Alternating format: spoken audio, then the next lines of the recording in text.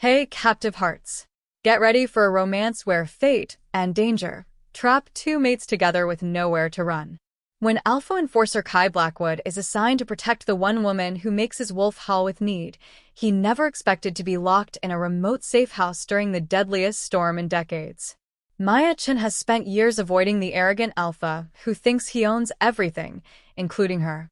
But now, with assassins hunting her and 3 feet of snow blocking every exit, she's trapped with 6 feet 2 inches of pure masculine heat who smells like pine and promises. The safe house has 1 bed, no cell service, and a generator that's running on fumes. Outside, enemies circle like vultures. Inside, the mate bond neither of them wants is growing stronger with every shared breath, every accidental touch, every moment their eyes meet across the flickering candlelight.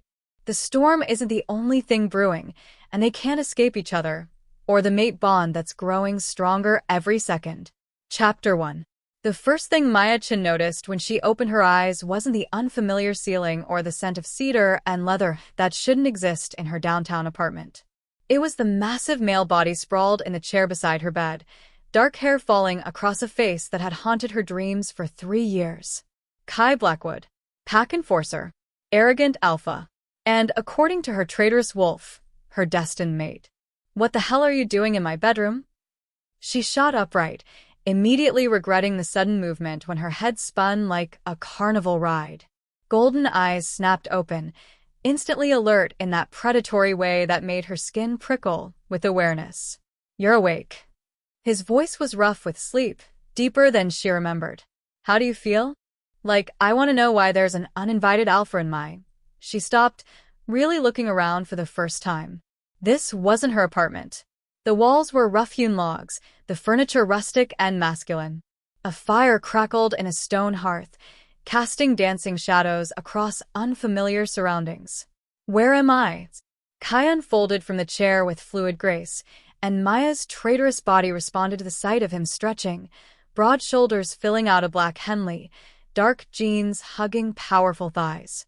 At 6'2", he dominated the small space, making the cabin feel even more cramped. Safe house. Northern mountains, about 3 hours from the city. He moved to the window, pushing aside heavy curtains to reveal a wall of white. We've been here 2 days. 2 days. Maya's voice cracked. She tried to remember, but the last thing she recalled was leaving her office late, the parking garage, footsteps behind her. Someone attacked me. Rogues. 3 of them. Kai's jaw clenched, and she caught the flash of his wolf in those golden depths. They had wolfsbane darts, silver restraints. This wasn't random, Maya. Someone hired them to take you alive. The formal use of her name sent an unexpected shiver down her spine. For 3 years, ever since the pack had tried to arrange their mating, she'd been little wolf, or stubborn female, when he bothered acknowledging her at all. Hearing her actual name in that rough baritone felt intimate. So, you appointed yourself my bodyguard? She swung her legs over the side of the bed, relieved to find herself still fully clothed in her work outfit, though someone had removed her heels and blazer. Alpha's orders. The words came out clipped, professional. Until we identify the threat and eliminate it, you don't leave my sight. Maya's wolf preened at the idea of being claimed by such a powerful male, but her human side bristled. I didn't agree to any protection detail. Especially not from you. Something dark flickered across his features. Your agreement wasn't required. Your safety is pack business now. Pack business. She stood on unsteady legs, using the bedpost for support. Is that what I am to you? Just another responsibility to manage. The question hung in the air between them, loaded with 3 years of unresolved tension. Maya had felt the mate pull the first time she'd met Kai at a pack gathering, that electric recognition that made her wolf sing and her body ache with need.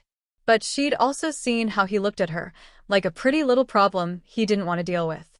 When the pack elders had suggested their union would strengthen alliances between the Chen family's tech empire and the Blackwood pack's security network, Kai had been polite but distant. Professional. Like she was a business merger instead of his fated mate. So Maya had done the only thing her pride would allow. She'd rejected him first. I won't be your convenient political alliance, she told him that night, even as her body screamed in protest. Find another female to strengthen your pack ties. He hadn't fought for her, hadn't argued or tried to change her mind. He'd simply nodded and walked away, leaving her with the cold satisfaction of maintaining her dignity and the warm ache of a bond that would never be claimed. Now, trapped in close quarters with nowhere to run, that same tension crackled between them like electricity before a storm. The storm's gotten worse, Kai said, as if reading her thoughts about escape. Roads are impassable. We lost cell service yesterday, and the landline went down an hour ago. The generator's running low on fuel. Maya moved to the window, pressing her palm against the frigid glass. Snow fell in thick, heavy flakes, already piled so high it reached the windowsill. The wind howled like a living thing, shaking the cabin's sturdy frame. Even with her enhanced werewolf vision, she couldn't see more than a few feet through the whiteout. How long until the storm passes? Weather Service predicted 3 to 5 days before it started. His voice was closer now, and she could feel the heat radiating from his body as he stood behind her. Could be longer. 3 to 5 days. Alone with Kai Blackwood in a one-room cabin, with no way to communicate with the outside world and nothing to do, but try not to think about how he smelled like winter forests and raw masculinity. Her wolf was practically purring. There's only one bed, she said, the observation slipping out before she could stop it. I'll take the couch. The quick response stung more than it should have. Of course he would. Kai had never shown any interest in sharing a bed with her, or sharing anything else for that matter. How chivalrous.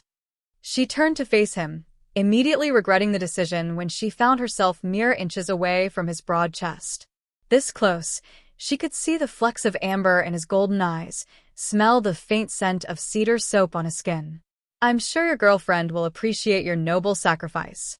Something shifted in his expression, a tightening around his eyes that she might have missed if she hadn't been studying his face so intently. I don't have a girlfriend.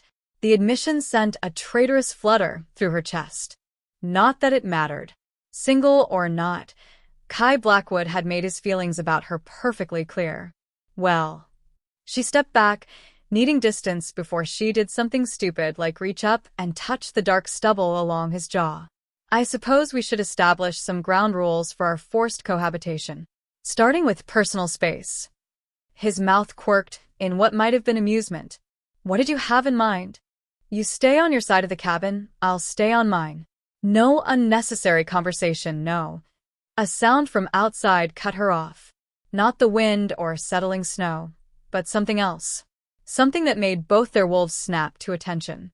Kai moved with lightning speed, pressing her against the wall beside the window while he peered through a gap in the curtains. His body caged her in, one hand braced beside her head, the other reaching for the gun holstered at his hip.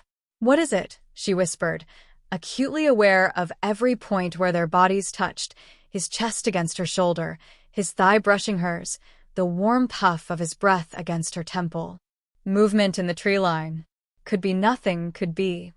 The distant crack of a branch snapping echoed through the storm, followed by what sounded like voices carried on the wind. They found us, Kai said grimly.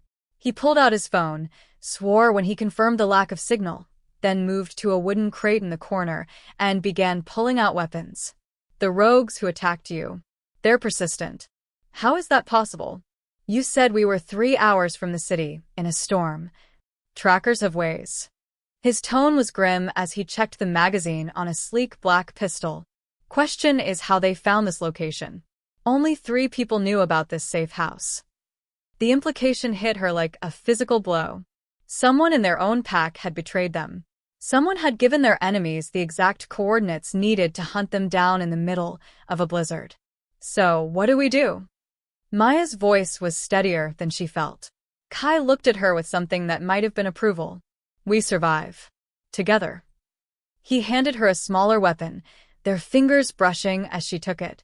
The brief contact sent heat racing up her arm. Can you shoot? I'm not helpless, Kai. Good. Another sound from outside, closer this time, because we're about to find out just how well we work as a team. The lights flickered once, twice, then went out completely, plunging them into the dancing shadows cast by the fireplace. In the sudden darkness, Maya's enhanced senses kicked into overdrive. She could hear Kai's steady heartbeat, smell his scent mixing with wood smoke and the metallic tang of weapons. And underneath it all, barely detectable but growing stronger, was something else entirely. The mate bond, awakened by shared danger and close proximity, began to pulse between them like a living thing. Outside, their enemies drew closer through the storm. Inside, Maya and Kai faced a different kind of threat entirely, the undeniable pull of a connection neither of them wanted, but neither could resist. The generator gave one final wheeze and died, leaving them with nothing but firelight, loaded weapons, and each other. Maya. Kai's voice was rough, urgent. Whatever happens, stay close to me. As if she had a choice. They were trapped together now, bound by circumstance and hunted by enemies who wanted her alive for reasons she couldn't begin to imagine. The storm outside howled its fury, but inside the cabin, another kind of tempest was just beginning. Chapter 2. The first shot shattered the front window. Maya hit the floor as glass exploded inward, sparkling like deadly snow in the firelight. Kai was already moving, returning fire through the broken window, while keeping his body between her and the threat. "Kitchen," he barked, ejecting an empty magazine with practiced efficiency. "There's a back exit through the pantry." Maya belly crawled across the rough wooden floor, splinters catching on her silk blouse. The designer outfit that had seemed so appropriate for her corporate meeting now felt ridiculous. Impractical heels discarded, pencil skirt restricting her movement. Another window exploded. Then another. Their attackers weren't trying to breach the cabin yet, they were systematically eliminating escape routes and cover. "How many?" she called over the gunfire. "At least 4.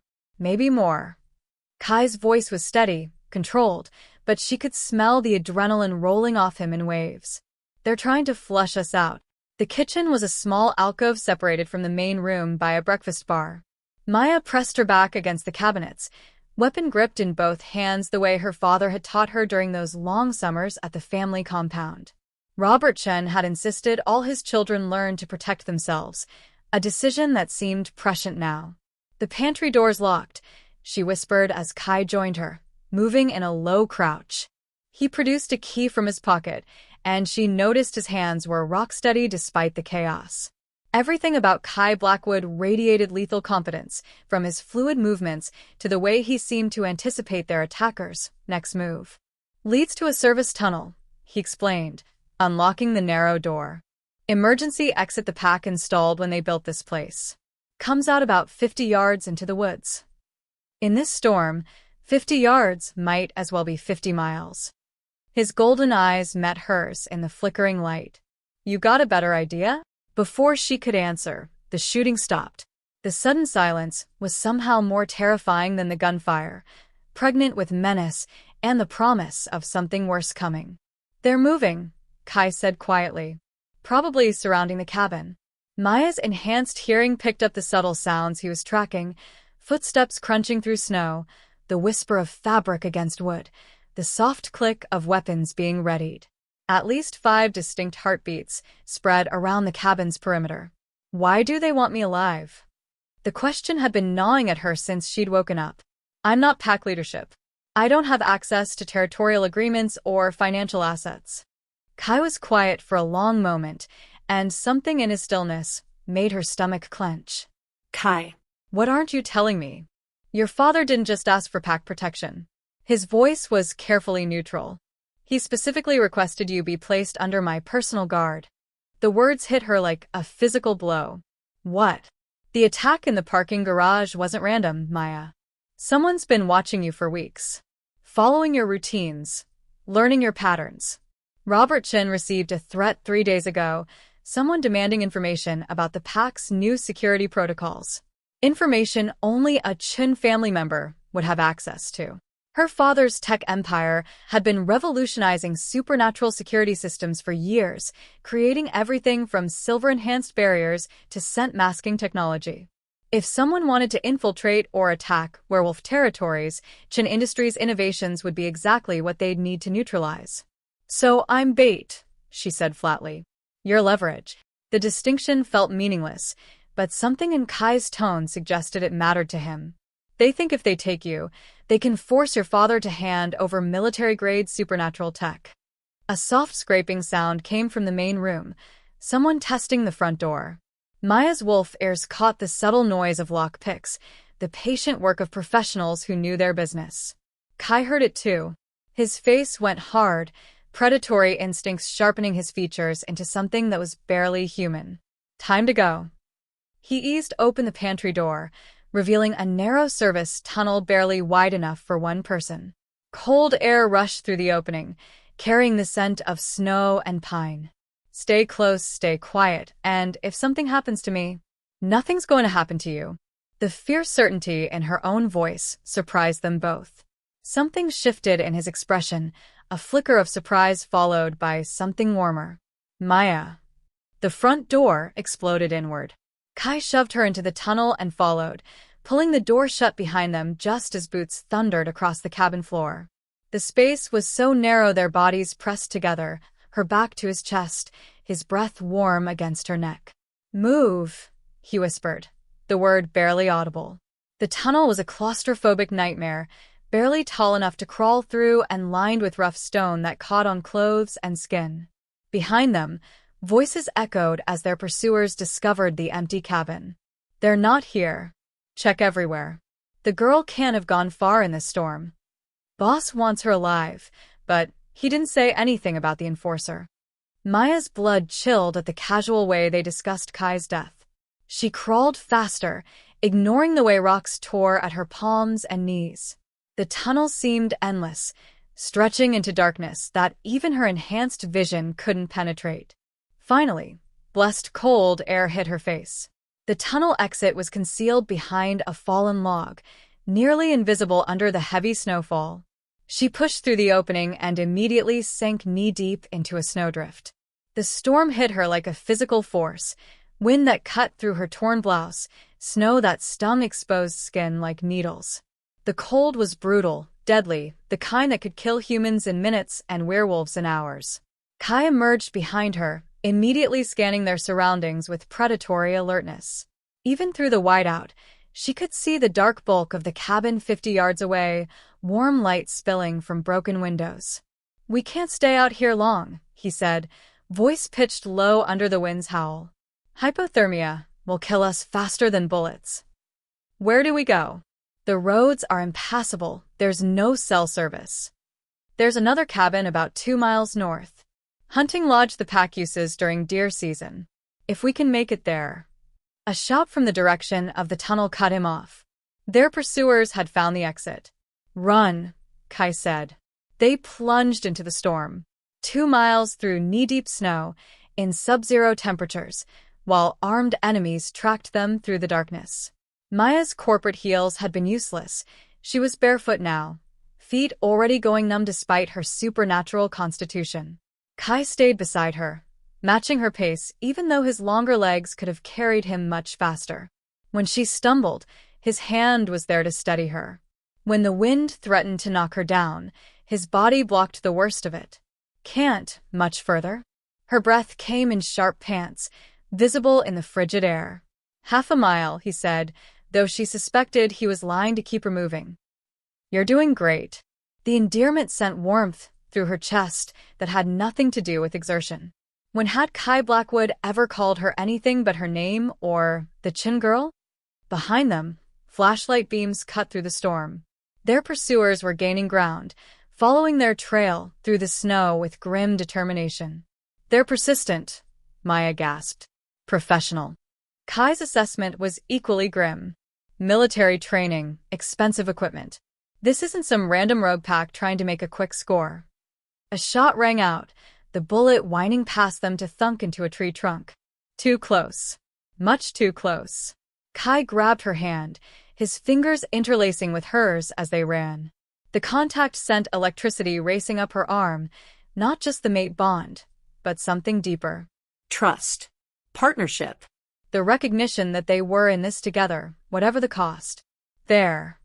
He pointed through the swirling snow. Maya could barely make out the dark shape of a building nestled between towering pines.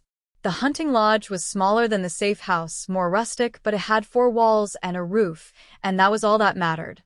They crashed through the front door in a tangle of limbs and desperation. Kai slammed it behind them, throwing the heavy deadbolt while Maya collapsed against the wall, chest heaving.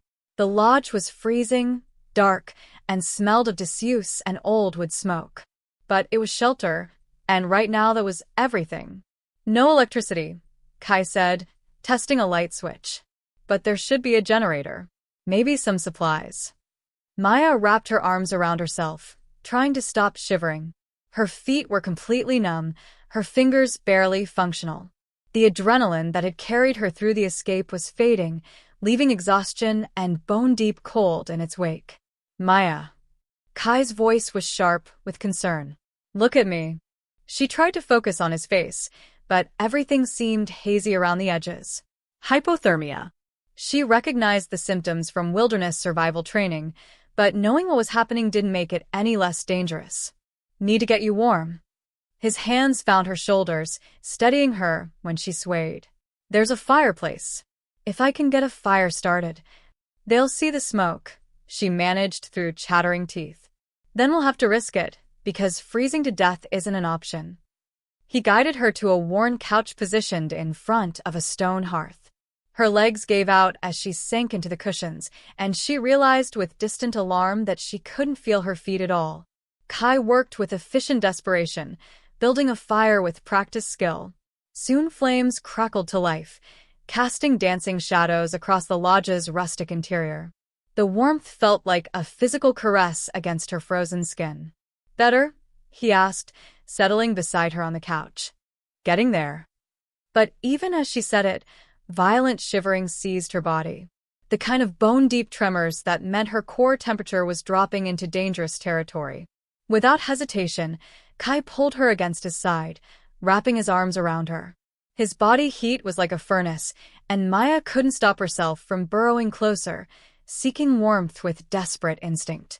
This is just for survival, she whispered, even as she pressed her face against his chest. Just survival, he agreed, but his voice was rough, and his arms tightened around her. The mate bond purred with satisfaction at their closeness. Maya could feel it strengthening, fed by shared danger and intimate contact. Every breath brought his scent deeper into her lungs. Every heartbeat pressed against her cheek drew them closer to something irreversible. Outside, the storm raged on. Somewhere in the darkness, their enemies searched through the snow, following a trail that the weather would soon erase. Inside the lodge, 2 reluctant mates held each other by firelight, their bodies sharing heat while their hearts shared something infinitely more dangerous. The bond between them grew stronger with every moment, every shared breath, every unconscious caress. They were no longer just running from external enemies. They were running from themselves, from a connection that neither wanted but both were powerless to resist. And in the intimate darkness, with death stalking them through the storm, resistance was becoming harder and harder to maintain. Chapter 3. Maya woke to the sensation of strong arms wrapped around her and the steady rhythm of a heartbeat against her cheek. For a moment, still caught between sleep and consciousness, she let herself enjoy the warmth, the safety, the perfect way her body seemed to fit against Kai's larger frame. Then reality crashed back. She was curled against Kai Blackwood's chest like a contented cat, one leg thrown over his thighs, her hand fisted in his shirt. Sometime during the night, they'd shifted from sitting upright to lying entwined on the narrow couch, their bodies seeking heat and comfort with unconscious desperation. The fire had burned down to glowing embers, but Kai's body heat had kept her warm through the coldest hours. She could feel every line of his muscular frame pressed against her, smell the intoxicating scent of his skin mixed with wood smoke and winter air. Her wolf was practically singing with contentment. Maya tried to extract herself without waking him, but the moment she shifted, golden eyes snapped open with predatory alertness. Easy, he murmured, his voice rough with sleep. It's just morning. Morning. Pale gray light filtered through frost-covered windows, revealing the lodge's rustic interior in detail. Mounted deer heads stared down from log walls, and native blankets hung from wooden beams. It should have felt masculine and intimidating, but wrapped in Kai's arms, it felt like sanctuary. "The storm?" she asked, not quite ready to move away from his warmth. "Still going, but lighter." His arms loosened around her, giving her space to retreat if she wanted. The fact that she didn't want to was deeply troubling. "I checked the windows around 3. No sign of our friends from last night." Friends. Such a casual term for people who wanted to kill him and kidnap her. "You stayed awake?" She tilted her head to study his face, noting the faint shadows under his eyes, the tension lines around his mouth. Someone had to keep watch. His thumb traced an absent pattern on her shoulder, and she realized he was touching her without seeming to realize it. "Besides, you were shivering. Couldn't risk you going into shock."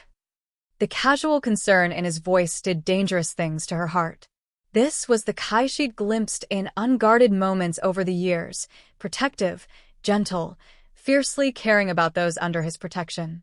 It was also the Kai she'd convinced herself didn't exist, because acknowledging this side of him would make their situation infinitely more complicated. "I should check if there are any supplies," she said, finally forcing herself to sit up.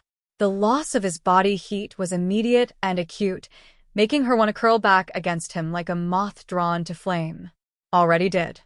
Kai stretched, the movement causing his shirt to ride up and reveal a strip of tan skin and hard muscle that made her mouth go dry. "Generator's dead, but there's canned food, bottled water, even some clothes in the back bedroom. Hunting gear, mostly, but it'll be warmer than what you're wearing." Maya looked down at her ruined work outfit, silk blouse torn and stained, pencil skirt wrinkled beyond salvation, bare feet that were finally beginning to show some color as circulation returned. "Shower?" she asked hopefully.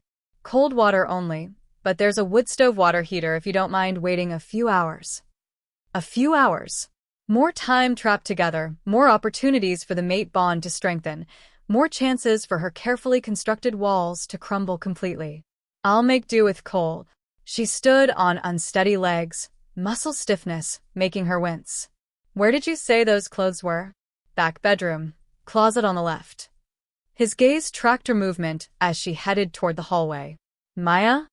She turned back, catching something vulnerable in his expression before his usual mask slipped back into place. "Thank you," he said quietly. "For last night. You could have panicked, could have slowed us down. Instead you kept up, stayed calm, probably saved both our lives." The praise warmed her more than the fire had. "We make a good team." "Yeah." His golden eyes held hers for a moment that stretched too long, loaded with unspoken possibilities. "We do." Maya fled toward the bedroom before she did something catastrophically stupid. The back room was small and Spartan, dominated by a narrow bed covered with a patchwork quilt. The closet yielded treasures: heavy wool sweaters, thermal underwear, thick socks, and insulated boots that would actually fit her feet. Everything smelled faintly of cedar and masculinity, probably belonging to various pack members who used the lodge. She gathered an armful of clothes and headed for the bathroom, determined to wash away the events of the last 24 hours and hopefully some of the confusion clouding her judgment. The shower was a cramped affair with a handheld nozzle and water cold enough to make her gasp. But it felt incredible to scrub away dried sweat and fear, to stand under the spray and let the icy water shock some sense back into her overheated brain.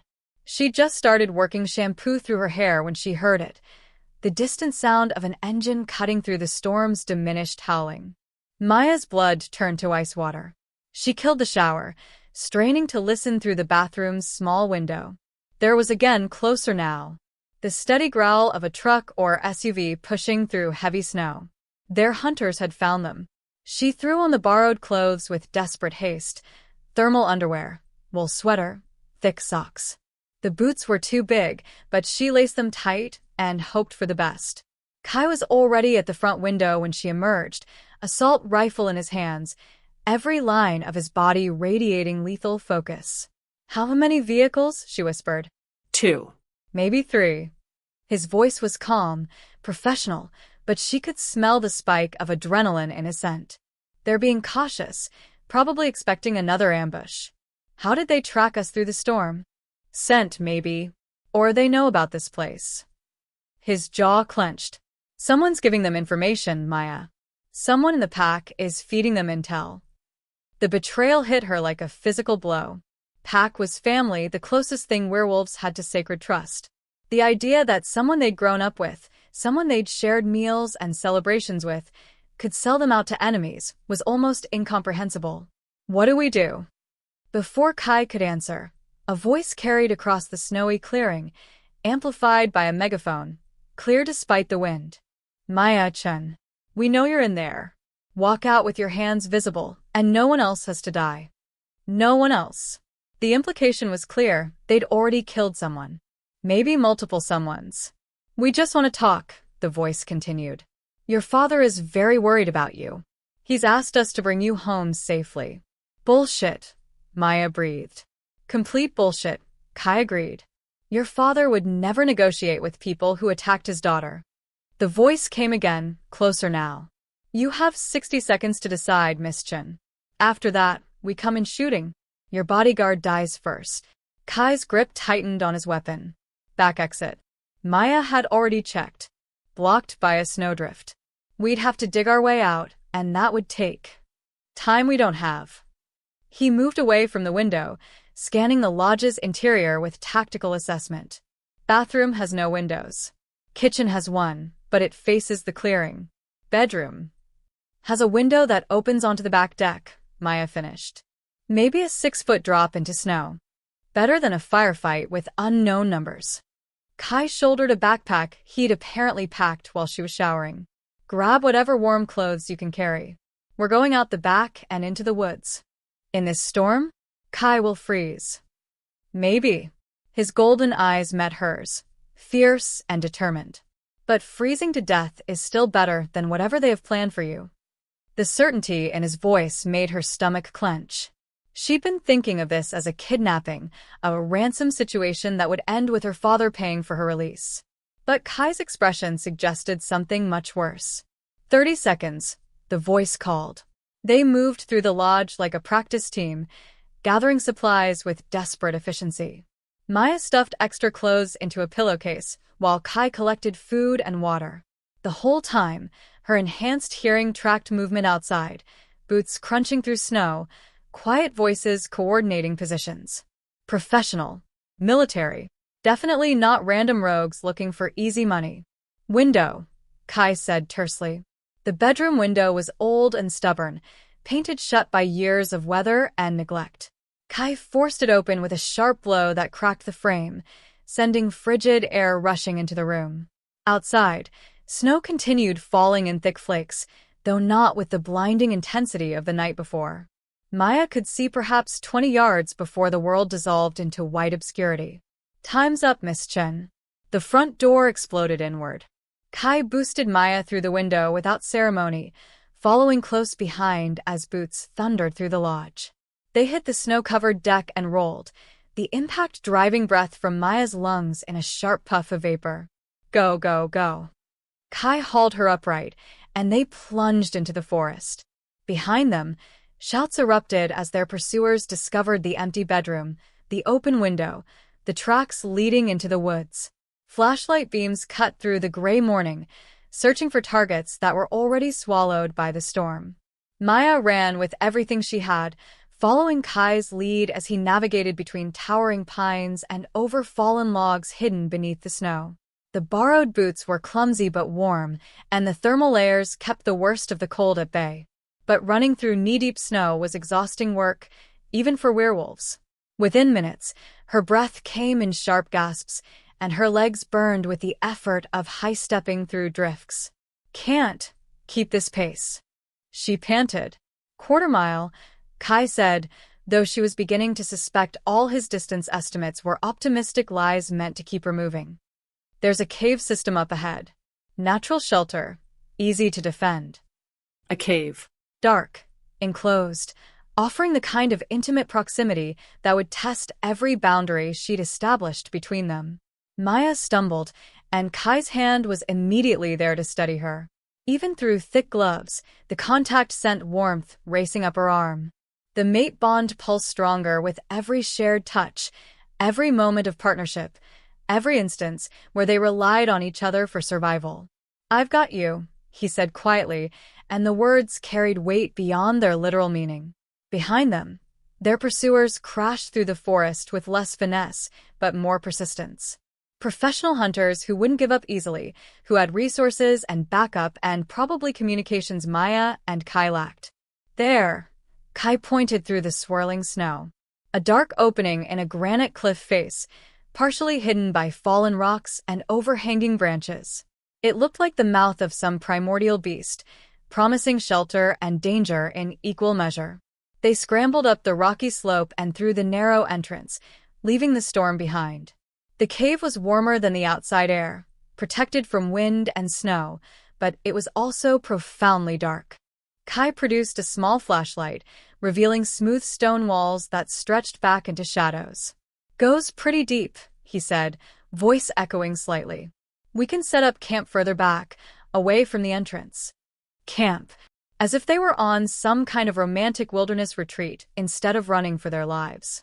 They moved deeper into the cave, finally stopping in a wider chamber, where the flashlight revealed ancient rock formations and what looked like the remnants of old campfires. "Hunters have used this place before," Kai observed, examining blackened stones arranged in a rough circle. "How long can we stay?" "Until the storm passes. Until we figure out who's betraying us to these people. Until we find a way to contact the pack." He began unpacking their meager supplies. "Could be days." Days. Alone with Kai Blackwood in a dark cave, with nothing to do but try not to think about how he'd felt wrapped around her on the couch, how his scent made her wolf crazy with want, how every protective gesture made her defenses crumble a little more. Outside, the wind howled through the cave entrance, and somewhere in the distance, their enemies continued searching through the storm.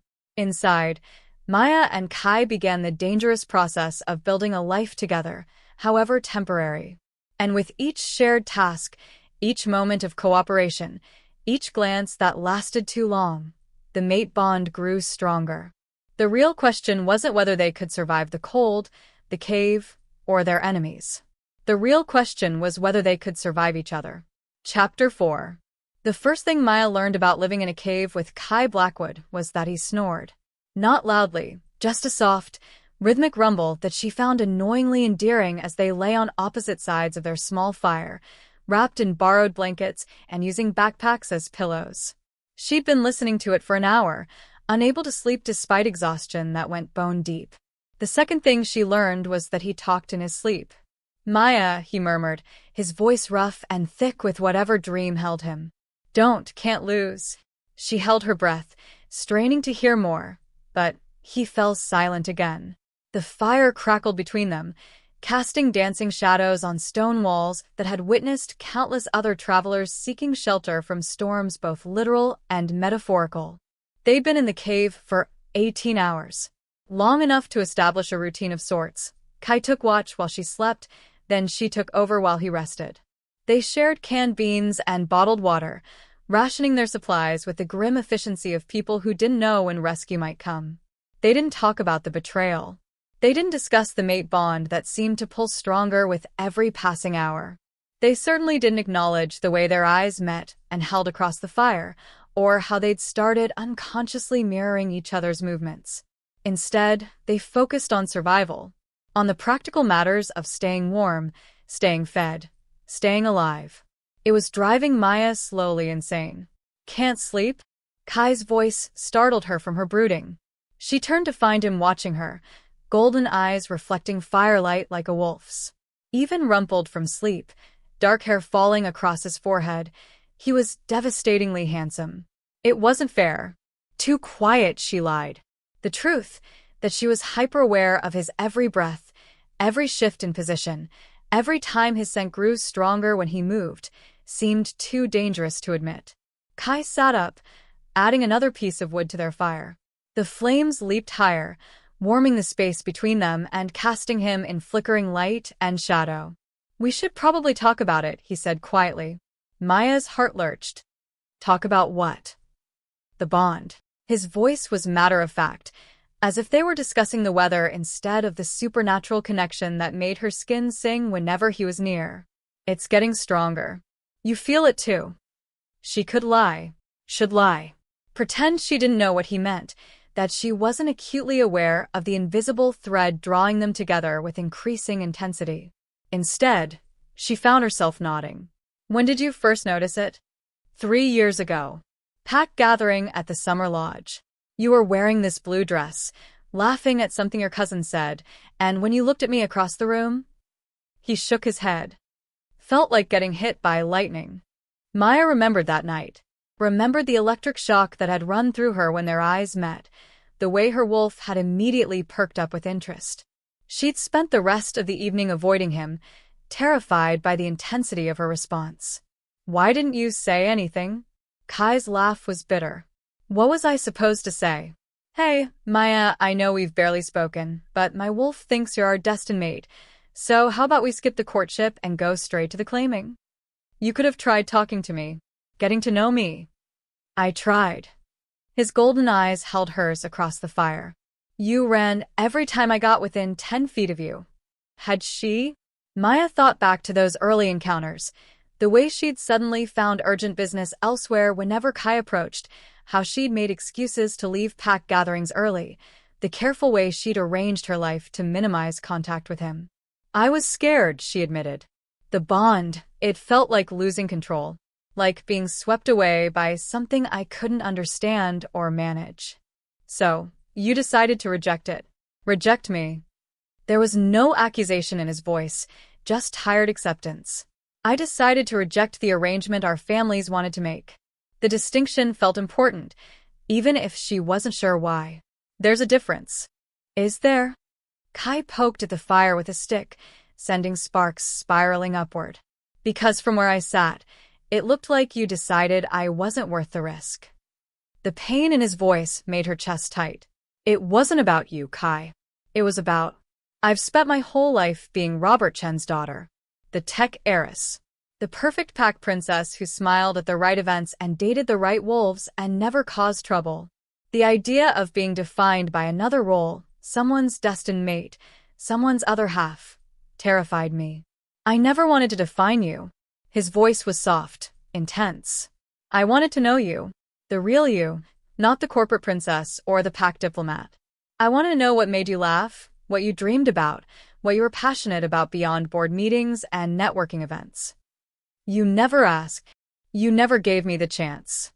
They stared at each other across the fire, 3 years of misunderstanding and missed opportunities hanging between them like smoke. So, what now? Maya asked finally. We're stuck here together, the bond is getting stronger, and pretending it doesn't exist isn't working anymore. Now we survive, Kai said simply. And maybe we stop fighting what's between us long enough to see where it leads. The suggestion sent heat racing through her that had nothing to do with the fire. Kai, I'm not asking you to claim me, Maya. I'm not asking for promises or declarations or anything you're not ready to give. He leaned forward slightly, and she caught the full impact of his scent, pine and leather, and something uniquely him that made her wolf whine with want. I'm just asking you to stop running. For a few days, while we're trapped here together, just see what happens if you don't bolt every time we get close. It was a reasonable request. Logical even. They were stuck together anyway, dependent on each other for survival. Fighting the attraction that crackled between them was exhausting, and they needed to conserve their energy for real threats. That's what Maya told herself as she nodded. That this was about practical survival, not the way her heart raced at the thought of dropping her defenses around Kai Blackwood. Okay, she said quietly. No more running. Something shifted in Kai's expression, a guarded hope that made him look younger, more vulnerable. Good, he said. Because I have a confession to make. Maya's stomach fluttered. What kind of confession? The kind that might change how you see me. He ran a hand through his dark hair, a gesture she was beginning to recognize as his tell when he was nervous. The night you rejected the mating arrangement? I was relieved. What? That wasn't what she'd expected. Not because I didn't want you, he added quickly. God, Maya, I wanted you so badly, I could barely think straight.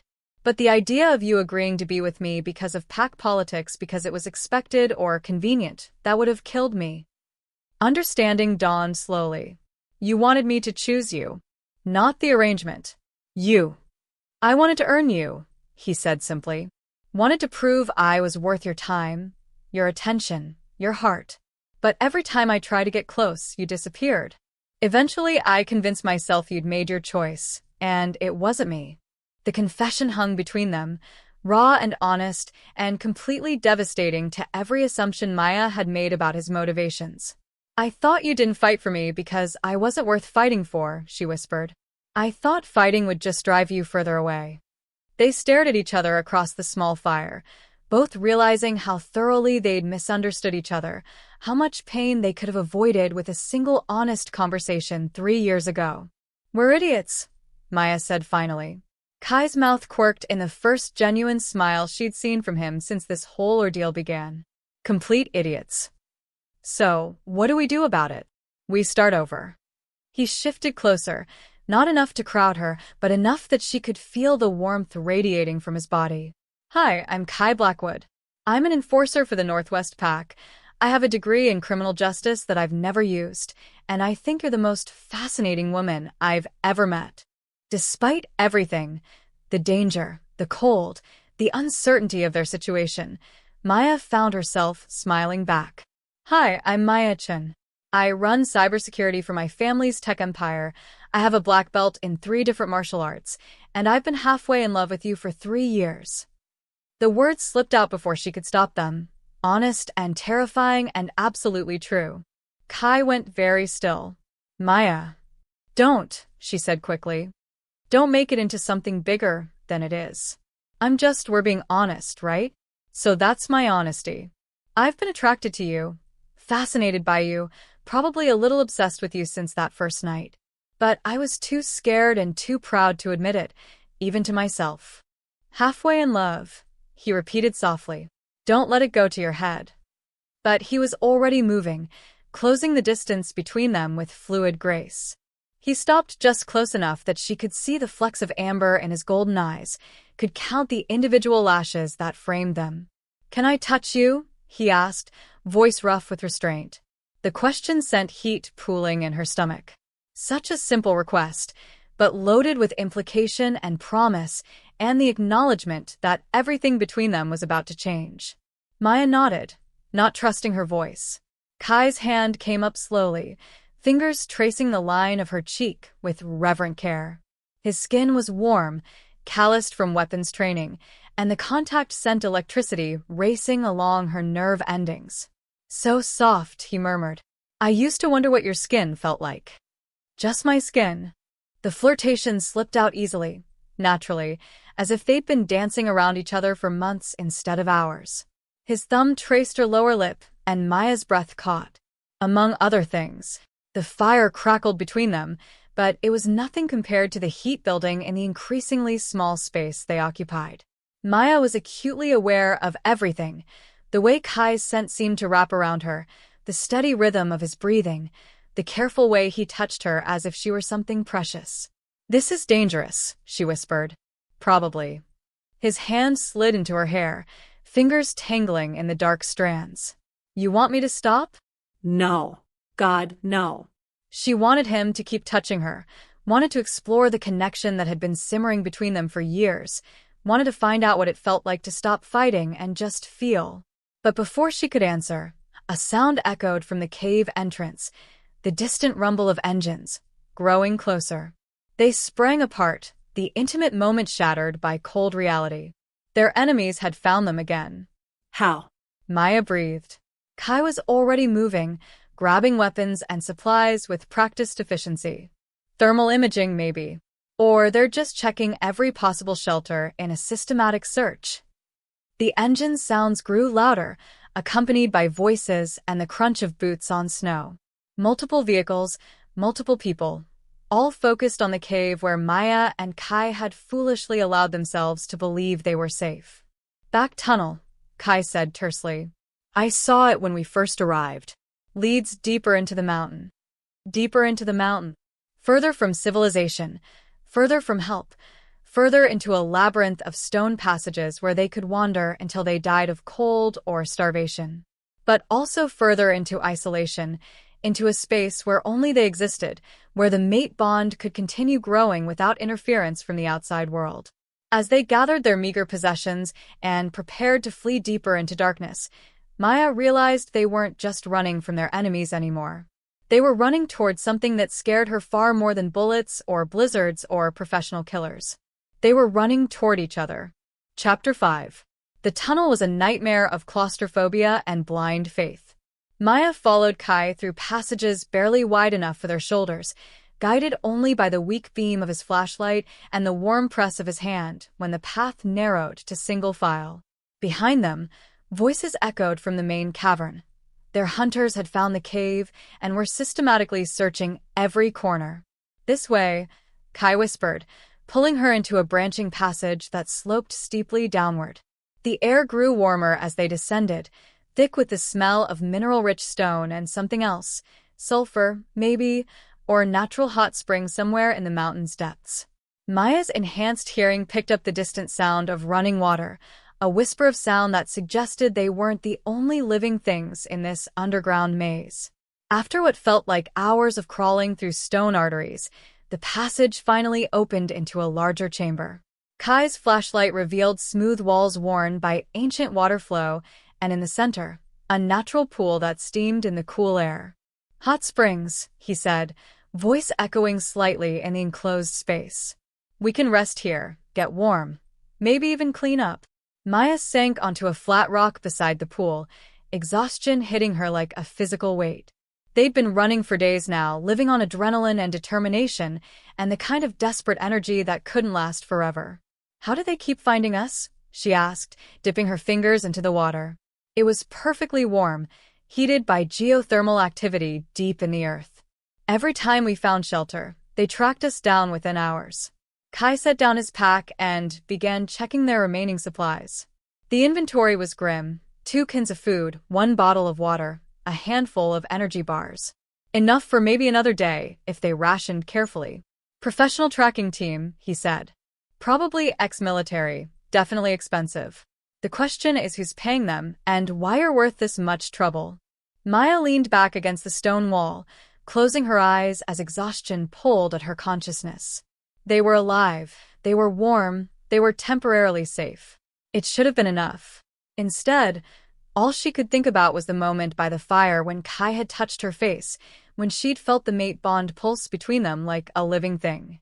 The memory of his fingers in her hair, his thumb tracing her lip, the way he'd looked at her like she was something precious and desired and worth fighting for. "Maya." Kai's voice was closer now, concerned. "When's the last time you ate?" She tried to remember. The timeline of their escape had blurred into a continuous stream of running, hiding, fear, and the increasingly persistent pull of attraction she could no longer deny. "Yesterday, I think. Maybe longer." Kai muttered something under his breath that sounded like profanity, then opened one of their precious cans, beans and tomato sauce that smelled like heaven when he heated it over a small camping stove he'd somehow managed to carry through their flight. "Eat," he commanded, pressing the warm can into her hands along with a plastic spoon. The beans were simple, ordinary, probably the best thing Maya had ever tasted. She ate mechanically, focused more on the way Kai watched her with protective intensity than on the food itself. "Better?" he asked when she'd finished half the can. "Getting there." She held out the remainder. "Your turn." "I'm fine." Kai. She used the same tone he'd used on her, firm and brooking no argument. "Eat." Something flickered in his golden eyes, surprise, maybe, or approval. He took the can and finished the beans with the efficiency of someone accustomed to eating quickly and without ceremony. "We can't keep running forever," Maya said quietly.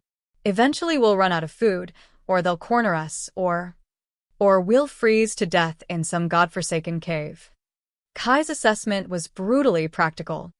"Yeah, I know. So, what's the plan?" He was quiet for a long moment, staring into the steaming water with an expression that looked almost defeated. "Honestly, I don't have one. We're cut off from the pack. No communication, no backup. Our enemies have resources we can't match and information we can't counter. The smart move would be to surrender, hope they really do just want information and not revenge. But my wolf would rather die than let them take you. The confession was matter-of-fact, as if he were discussing the weather instead of his willingness to die for her. So, we keep running until we can't run anymore, and then we make our stand. The casual way he talked about dying for her made Maya's chest tight with emotions she wasn't ready to name. Your wolf. Kai's mouth quirked in a smile that didn't reach his eyes. Fine. I would rather die than let them take you. My wolf and I are in complete agreement on that point. Kai. It's non-negotiable, Maya. His voice was gentle but implacable. I know you didn't choose this bond, didn't ask for my protection, but you have it anyway. Whatever happens, wherever this ends, you have it. The declaration hung between them in the warm air, absolute and uncompromising. Maya stared at him across the small space, seeing him clearly for perhaps the first time, not the arrogant enforcer she'd built up in her mind, but a man who would sacrifice everything for someone he cared about. You really mean that, she said softly. Every word.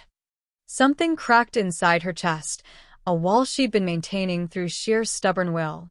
The mate bond pulsed stronger, fed by his unwavering devotion and her growing recognition that she'd been wrong about him in every way that mattered. I need to tell you something, she said, the words coming out in a rush before she lost her nerve. About why I really rejected the mating arrangement. Kai went very still, the kind of predatory stillness that meant she had his complete attention. It wasn't just about independence or not wanting to be defined by someone else, Maya continued. It was about you specifically, about how you made me feel. Maya, let me finish. She took a shaky breath, gathering courage from somewhere deep inside. From the moment I met you, I felt out of control, like everything I'd built, everything I'd worked for, could be swept away by what you made me feel. And I was terrified that if I gave into it, if I let myself want you the way my wolf wanted you, I'd lose myself completely. Kai's expression was unreadable in the dim light. And now I'm wondering if maybe losing myself wouldn't be such a bad thing. If maybe what I'd find instead would be better than what I'm so afraid of giving up. The confession hung between them, raw and honest and terrifying in its implications. Maya held her breath, waiting for his response, for some indication of what her words meant to him. Instead of speaking, Kai moved. In one fluid motion, he crossed the small space between them and knelt beside her rock perch, bringing their faces level. You wouldn't lose yourself, he said quietly. You'd find more of yourself than you knew existed. That's what the bond does. It doesn't diminish us, Maya. It makes us more. His hand came up to cup her cheek, the same reverent touch from by the fire, but this time she didn't pull away. This time she leaned into it, letting herself feel the warmth and strength and promise in his touch. I'm scared, she whispered. I know. His thumb traced her cheekbone with infinite gentleness. I'm scared too, but I'm more afraid of never knowing what we could be together. The space between them seemed to shrink until Maya could feel his breath against her lips, could see every fleck of gold and amber in his eyes. The mate bond hummed with anticipation, urging her forward, urging her to close the distance and finally give in to what they both wanted. Kai, she breathed, not sure if it was a question or a plea. Tell me what you want, Maya. Say it out loud. What did she want? She wanted his hands in her hair and his mouth on hers. She wanted to forget about professional killers and pack politics and all the reasons this was complicated. She wanted to sink into the hot springs with him and explore every inch of his body. She wanted to claim him and be claimed in return, wanted to stop fighting the bond that grew stronger with every shared breath. I want you, she said simply. I want this. I want us. The words were barely out of her mouth before Kai's lips claimed hers.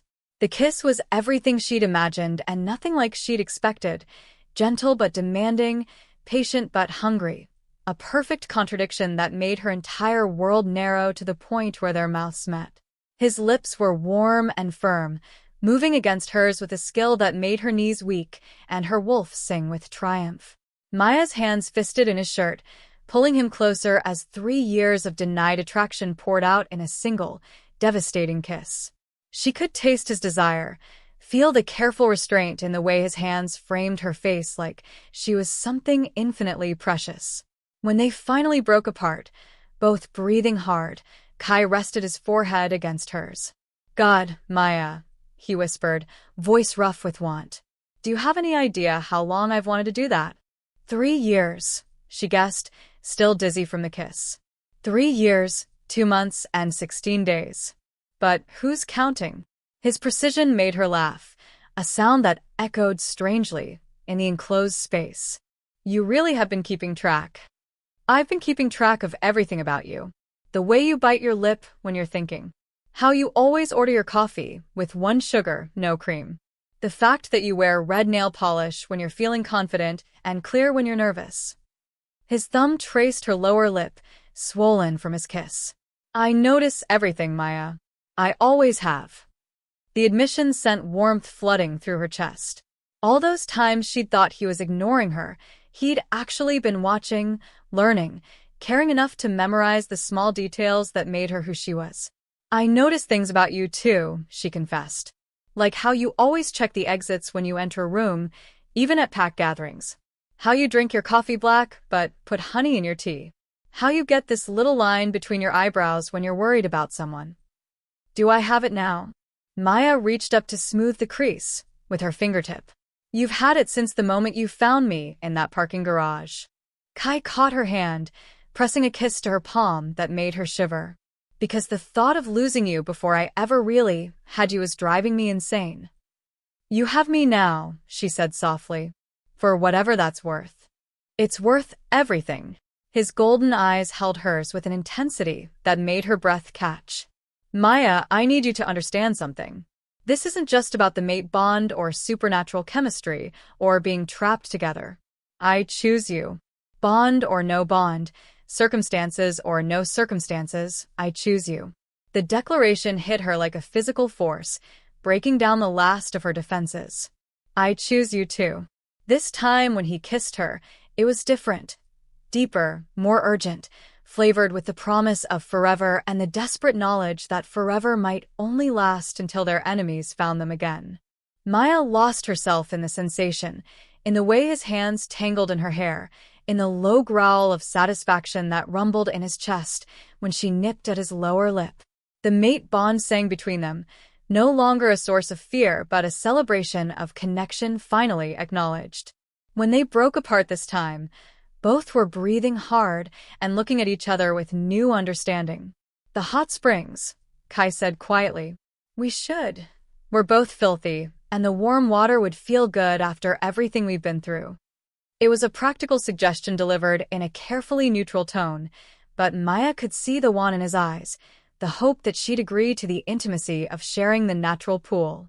"Together?" she asked, her voice barely above a whisper. "If you want. We don't have to do anything except get clean and warm. He ran a hand through his hair, that nervous gesture she was growing to love. "I don't want to be apart from you anymore, Maya. Not even for the time it takes to bathe." The honesty in his voice made her decision easy. "Okay." They undressed with careful deliberation, each layer of clothing removed like a barrier being lowered. Maya was acutely aware of Kai's eyes on her, but there was nothing crude or demanding in his gaze, only appreciation and desire, and something deeper that made her feel beautiful instead of exposed. When she finally slipped into the hot springs, the water was perfect, not scalding but warm enough to ease muscles that had been tense for days.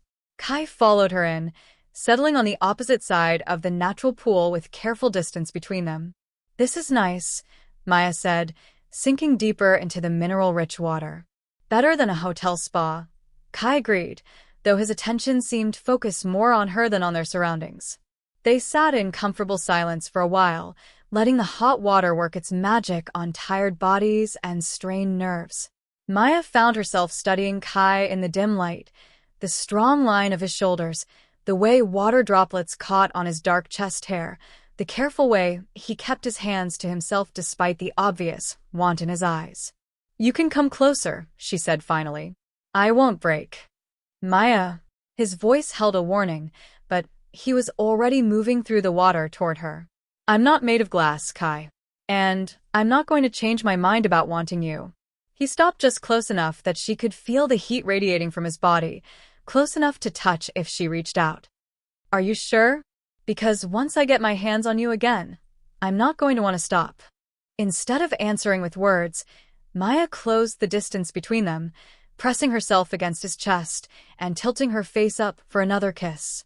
This time, there was no hesitation. Kai's arms came around her immediately, pulling her fully against him as his mouth claimed hers with a hunger that made her toes curl. The water lapped around them as they kissed with 3 years of denied passion, hands roaming over wet skin, both of them making soft sounds of pleasure and satisfaction. Maya. Kai breathed against her neck, pressing kisses along the sensitive skin that made her arch against him. God, you feel so good. His hands were everywhere, tracing the curve of her waist, tangling in her wet hair, skimming along her spine in a way that made her shiver despite the warm water. Maya had never felt anything like the combination of desire and rightness that came with his touch, as if her body had been waiting her entire life for exactly this man and exactly this moment. I want you, she whispered against his ear, feeling him shudder at the words. All of you. Here. His voice was rough with want and careful restraint. Maya, are you sure? Because once we do this, once we complete the bond, we'll be mated for life, she finished. I know what it means, Kai. And I want it. I want you. I want us. The words were acclaiming in themselves, a declaration that sent the mate bond singing through both their systems. Kai's eyes flashed gold, his wolf rising to the surface as he recognized her acceptance, her choice, her surrender to what they both wanted more than anything. Then have me, he said simply. All of me, forever. What followed was acclaiming in the truest sense, gentle and passionate, desperate and reverent, a physical expression of a bond that went soul deep. In the warm embrace of the hot springs, surrounded by stone and darkness and the knowledge that they might not survive another day, Maya and Kai finally stopped fighting fate and embraced it completely. Later, they floated together in the aftermath, bodies intertwined, the mate bond humming between them like a song only they could hear. Maya had never felt so complete, so right, so perfectly matched to another soul. No regrets. Kai asked softly, his arms tightening around her. None, she said, and meant it completely. You. Only that it took us 3 years to get here. Maya laughed, the sound echoing off stone walls. We're both stubborn. Good thing we have eternity to work on that. Eternity. The word should have scared her, but instead it filled her with warm satisfaction. Whatever happened next, whatever their enemies had planned, whatever challenges they faced, they would face them together. The mate bond pulsed between them, fully formed now, unbreakable. They were no longer Maya Chen and Kai Blackwood, pack members thrown together by circumstance. They were mates. Partners. 2 halves of a whole that had finally found completion in the darkness beneath the mountain. Outside their hidden sanctuary, enemies still hunted them. The storm still raged. Danger still waited around every corner. But inside the warm embrace of the hot springs, wrapped in each other's arms with a mate bond singing between them, Maya and Kai had found something worth fighting for. They had found each other. Chapter 6. Maya woke to the sound of Kai's phone buzzing against stone. For a moment, she was disoriented, wrapped in warm blankets beside the hot springs, Kai's body curved protectively around hers, the mate bond humming contentedly between them. Then reality crashed back as the phone buzzed again, an impossible sound in a place where they'd had no signal for days. Kai. She shook his shoulder gently. Your phone. Golden eyes snapped open, immediately alert. He reached for the device with predatory grace, frowning at the display. We have signal, he said, voice rough with sleep and confusion. Down here, that should be impossible. Maya sat up, suddenly cold despite the thermal springs. Unless someone's using a signal booster. Someone who wants us to have communication. The phone buzzed a third time. Text message from a number Kai didn't recognize. We have pack members. Call this number if you want to see them alive. A friend. Maya's blood turned to ice. It's a trap. Obviously. But Kai was already speed dialing, jaw set with grim determination. Kai, don't. If they have pack members, innocent people are going to die because of us. His golden eyes met hers, fierce and uncompromising. I can't live with that. The call connected on the second ring. Mr. Blackwood. The voice was cultured, professional, with just a hint of an accent Maya couldn't place. Thank you for calling so promptly. Who are you? Kai's voice was deadly calm. What do you want? My name is Dr. Marcus Vega. As for what I want, that's quite simple. I want Maya Chen delivered to coordinates I'm about to send you. Alive, unharmed, and within the next 6 hours. And in exchange? In exchange, the 4 pack members we collected from the Northwest Territory remain breathing. Lovely people, by the way. The beta's daughter is particularly spirited. Maya's hands clenched into fists. Sarah Martinez was 19, barely out of high school, with dreams of becoming a veterinarian. The thought of her in the hands of these monsters made rage burn through the mate bond so fiercely that Kai's eyes flashed gold. Proof of life, Kai demanded. Of course. There was a rustling sound. Then a younger voice came on the line. Kai? Oh God, Kai. They have my dad, they have. Sarah's voice cut off with a sharp cry of pain. That's enough demonstration, Dr. Vega said smoothly. 6 hours, Mr. Blackwood.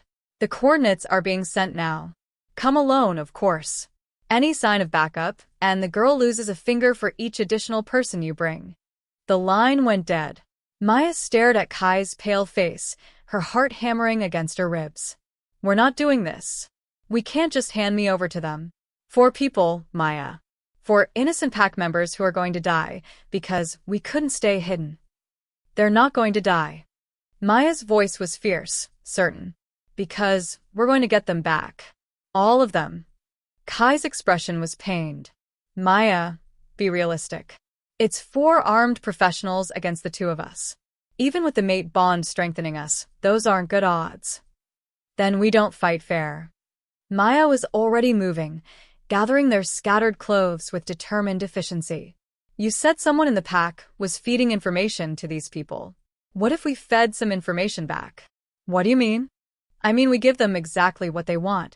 Me, deliver to their coordinates, apparently helpless and defeated. She pulled on the borrowed thermal wear, mind racing with possibilities. But we make sure I'm not as helpless as I seem. Understanding dawned in Kai's golden eyes. A Trojan horse. My father didn't just teach me martial arts, Kai. He taught me about technology, about systems, about finding weaknesses and exploiting them. Maya's smile was sharp, predatory. These people want the Chen family's tech secrets? Let's give them a very personal demonstration. They spent the next hour planning, using Maya's knowledge of her father's security innovations and Kai's tactical training to devise a strategy that was either brilliant or suicidal, possibly both. The coordinates led to an abandoned mining facility about 10 miles south of their current position. According to satellite images on Kai's phone, it was a sprawling complex of industrial buildings and equipment, perfect for hiding a small army and their prisoners. I go in alone, Maya said for the 3rd time. You circle around to the north entrance. Wait for my signal. I don't like this plan. You don't have to like it. You just have to trust me. Kai caught her hands, pulling her close. The mate bond thrummed between them, stronger now after their claiming, allowing them to sense each other's emotions with startling clarity. I do trust you, he said quietly. It's them I don't trust. Maya, if something goes wrong, nothing's going to go wrong. She stood on her toes to kiss him, pouring all her love and determination into the contact. We're going to save those people, stop these bastards, and then we're going home to plan our real mating ceremony. Promise me, Kai said against her lips. Promise me you'll be careful. I promise I'll come back to you. That's the only promise I can make. They separated with reluctance, both knowing the next few hours would determine whether their newfound happiness survived or died in the snow-covered ruins of an abandoned mine. Maya approached the coordinates openly, hands visible, no weapons in sight. The mining facility loomed ahead through the early afternoon light, rusted equipment and corrugated metal buildings that had seen better decades. She was 50 yards from the main gate when they stepped out of concealment. 3 men in tactical gear, automatic weapons trained on her with professional competence. Maya Chen, the center figure, called. "You're early. I'm motivated." Maya kept her voice level, cooperative. "Where are the pack members?" Safe. "For now." The man gestured with his rifle. "Dr. Vega is waiting inside." "Slowly, hands where we can see them." Maya walked forward with deliberate calm, every sense heightened by adrenaline and the mate bond's enhanced awareness. She could feel Kai somewhere in the distance, moving through the snow toward his position, ready to strike when she gave the signal. The main building was a warehouse space filled with scientific equipment that looked distinctly out of place among the mining machinery. Computer terminals, medical devices, and what appeared to be some kind of surgical setup dominated the center of the space. Dr. Vega was a thin man in his 50s with silver hair and the kind of cold eyes that belonged in a snake. He looked up from a tablet as Maya entered, flanked by her armed escorts. "Miss Chen, thank you for coming so promptly." His voice was the same cultured tone from the phone, but in person there was something reptilian about his smile. "I trust the accommodations were adequate during your stay in our beautiful mountains." "Where are they?" Maya demanded. "The pack members. I want to see them." "Of course." Dr. Vega nodded to one of the guards, who opened a metal door leading to what had probably been an office complex. The sight that greeted Maya made her stomach clench with rage. 4 pack members bound to chairs, all showing signs of rough treatment, but thankfully alive. Sarah Martinez looked up with desperate hope when she saw Maya, her young face streaked with tears. "Now then," Dr. Vega said pleasantly, "let's discuss why you're really here. You said you wanted information about my father's security systems." "Oh, my dear, I'm afraid that was a small deception."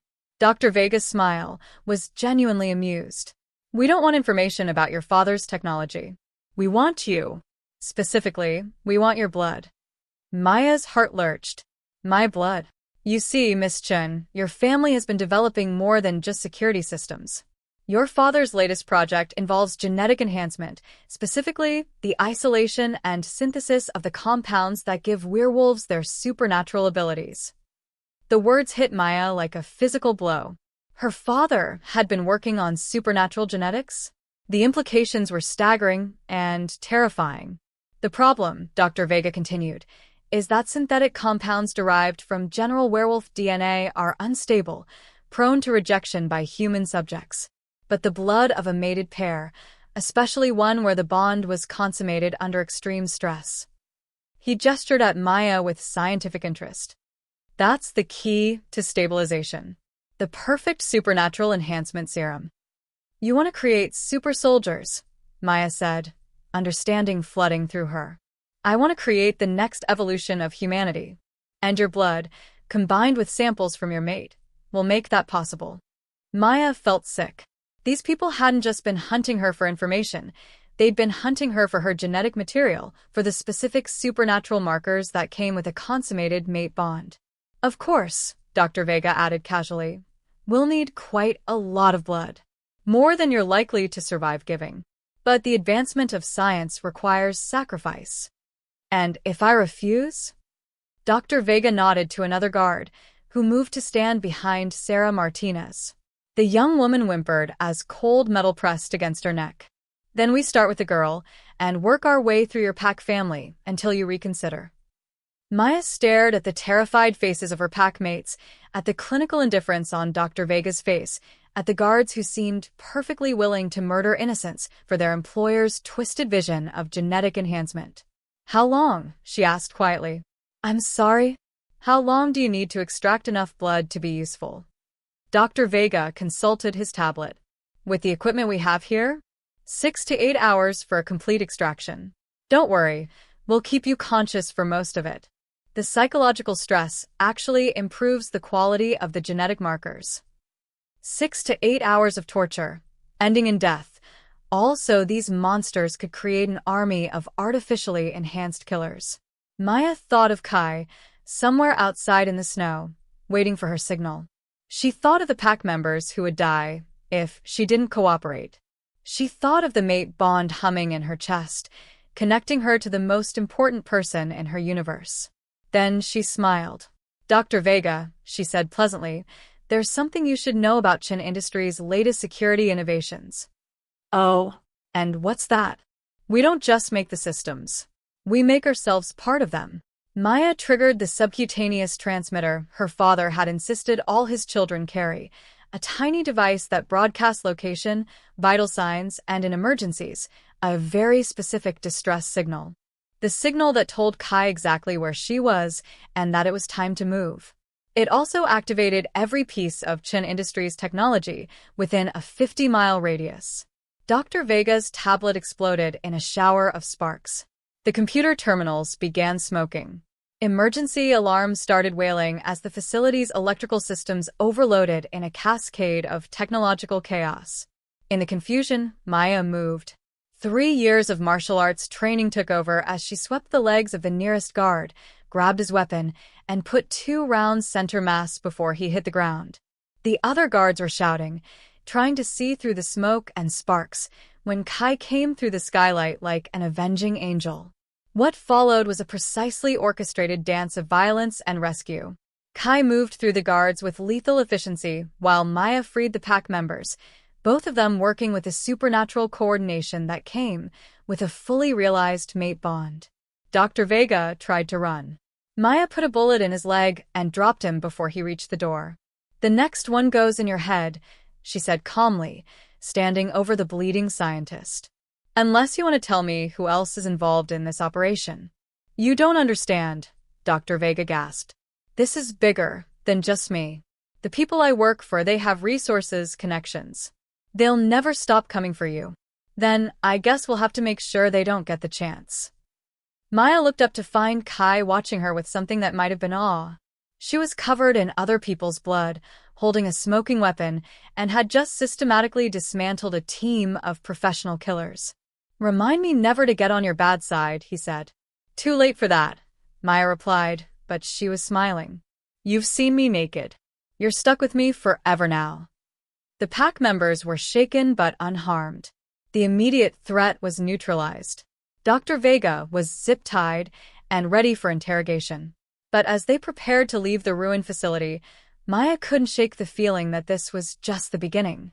Somewhere out there, the people who had hired Dr. Vega were still planning, still scheming, still determined to turn supernatural genetics into weapons of war.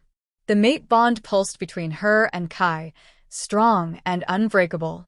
Whatever came next, they would face it together. But first, they were going home. Chapter 7. The Northwest Pack's main compound had never looked so welcoming.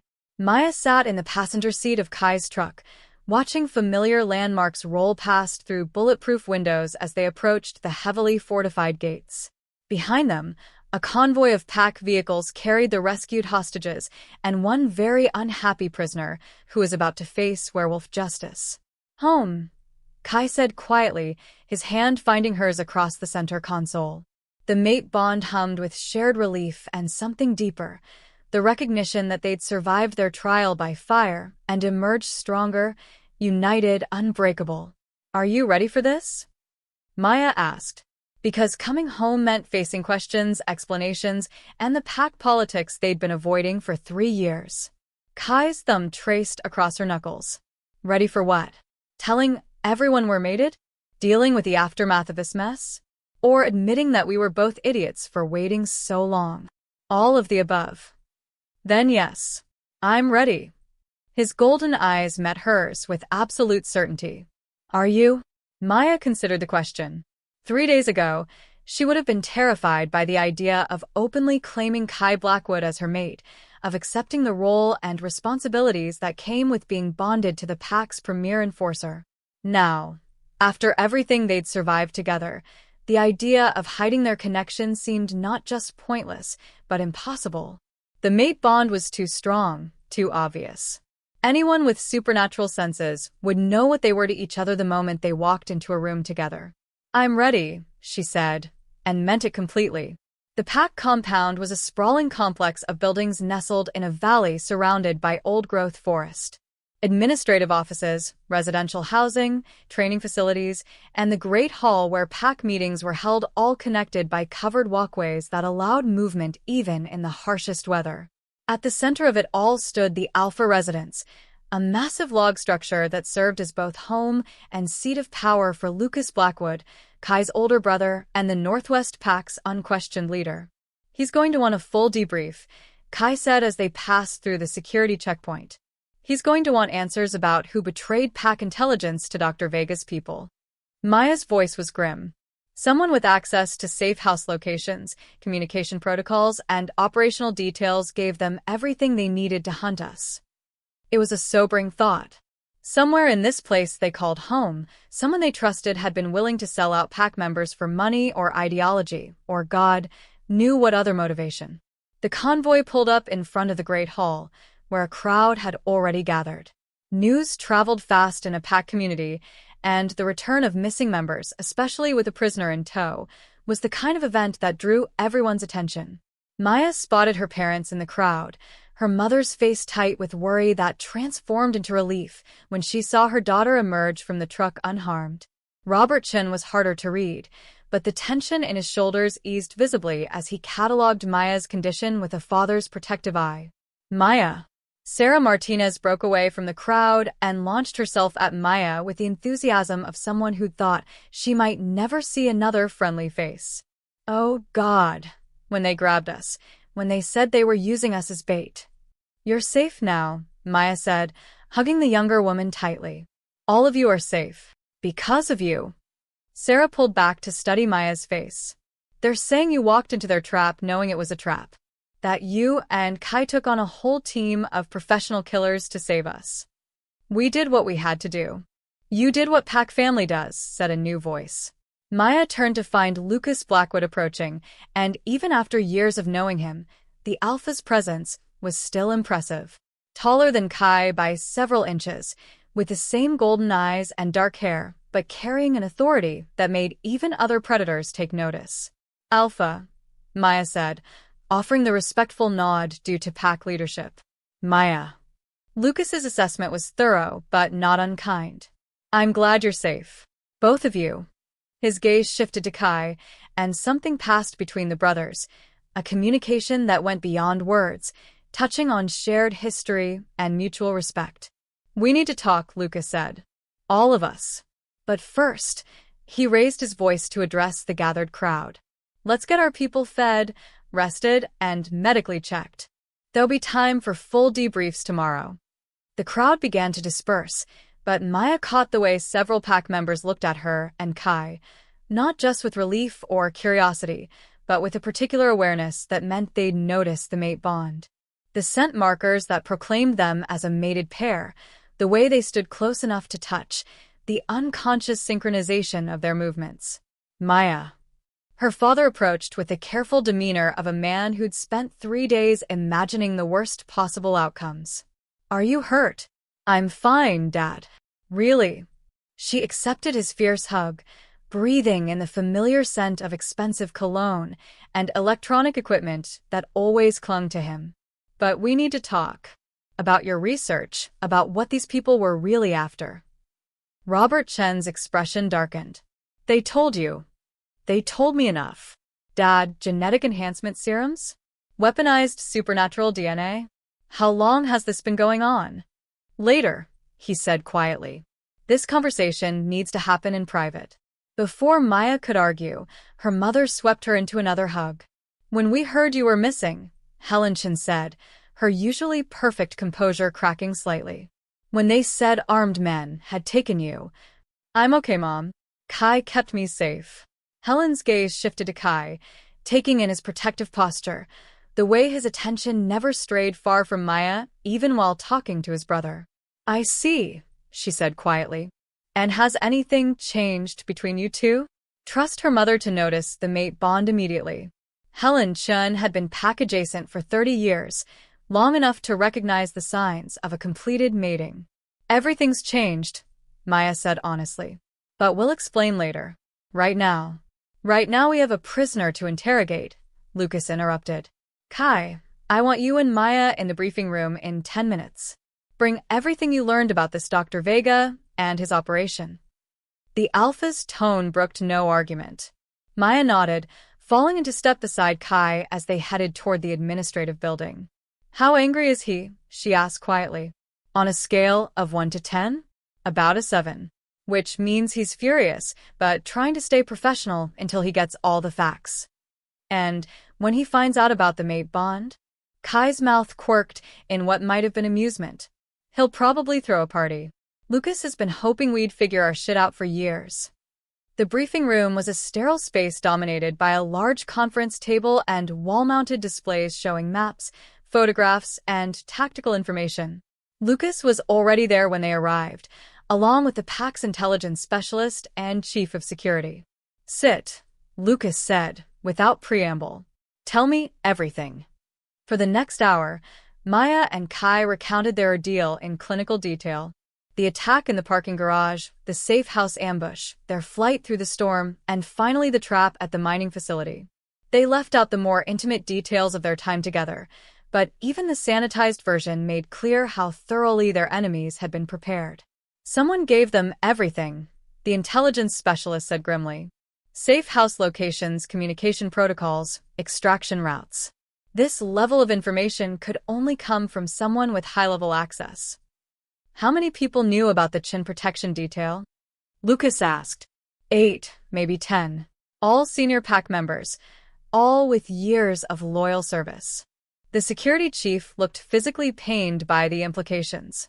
Alpha, if we have a traitor in our inner circle, we'll find them, Lucas said with quiet certainty. But first, I want to hear what this Dr. Vega has to say for himself. They moved to the holding facility, a secure complex beneath the main building designed to contain even supernatural prisoners. Dr. Vega sat in a reinforced cell, his leg wound bandaged, but his expression still radiating the kind of arrogant confidence that suggested he thought he held cards they couldn't see. Dr. Vega, Lucas said pleasantly. I trust you're comfortable? Quite. Though I must say, your hospitality leaves something to be desired. You'll forgive our lack of enthusiasm.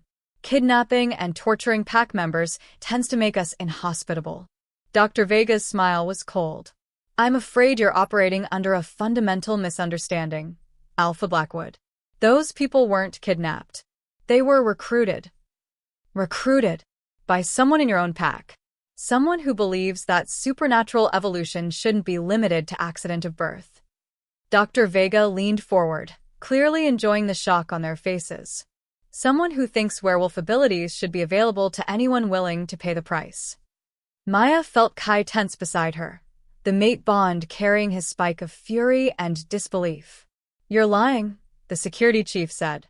Am I? Then perhaps you should ask yourselves how we knew exactly when and where to find Miss Chen. How we anticipated your safe house rotations. How we managed to capture 4 pack members without triggering a single alarm. Dr. Vega's eyes glittered with malicious amusement. Someone has been very, very helpful. Lucas's expression was stone. Names. Oh, I'm afraid I can't simply give away trade secrets. But I will say this, your traitor is someone you trust completely. Someone who has access to your most sensitive information. Someone who... The lights went out. Emergency lighting kicked in a second later, bathing everything in red.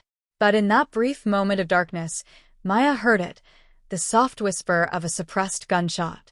When the light stabilized, Dr. Vega was slumped forward in his chair, a neat hole in his forehead and his secrets dead with him. Lockdown. Lucas barked into his radio. Full facility lockdown now. No one in or out until we find the shooter. But Maya already knew they were too late. Whoever had killed Dr. Vega had planned this carefully, probably been waiting for exactly this moment. The doctor's death wasn't just murder, it was a message. The traitor was still among them, still in position, still willing to kill to protect their identity. And until they found the betrayer, No one in the pack was safe. The mate bond pulsed with shared determination as Maya and Kai exchanged a look of grim understanding.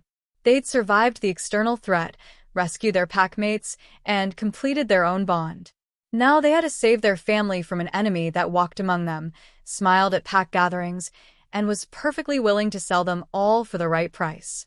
The real battle was just beginning. Chapter 8. The pack compound felt like a trap. Maya sat in the war room, Lucas's private office converted into a command center, watching security footage on multiple screens while Kai coordinated lockdown protocols with grim efficiency.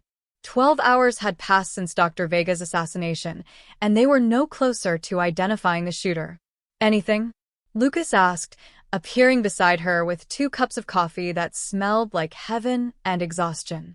Motion sensors picked up movement in Sector 7 at the time of the shooting, Maya said, accepting the caffeine gratefully. But that's where the security team was supposed to be patrolling. Convenient. Too convenient. Maya pulled up personnel files on her tablet. Who had access to the holding facility tonight? 8 people. All senior staff, all with clearance levels that should make them above suspicion. Should being the operative phrase. Maya had learned the hard way that trust was a luxury they couldn't afford. What about communications? Kai asked, joining them at the table.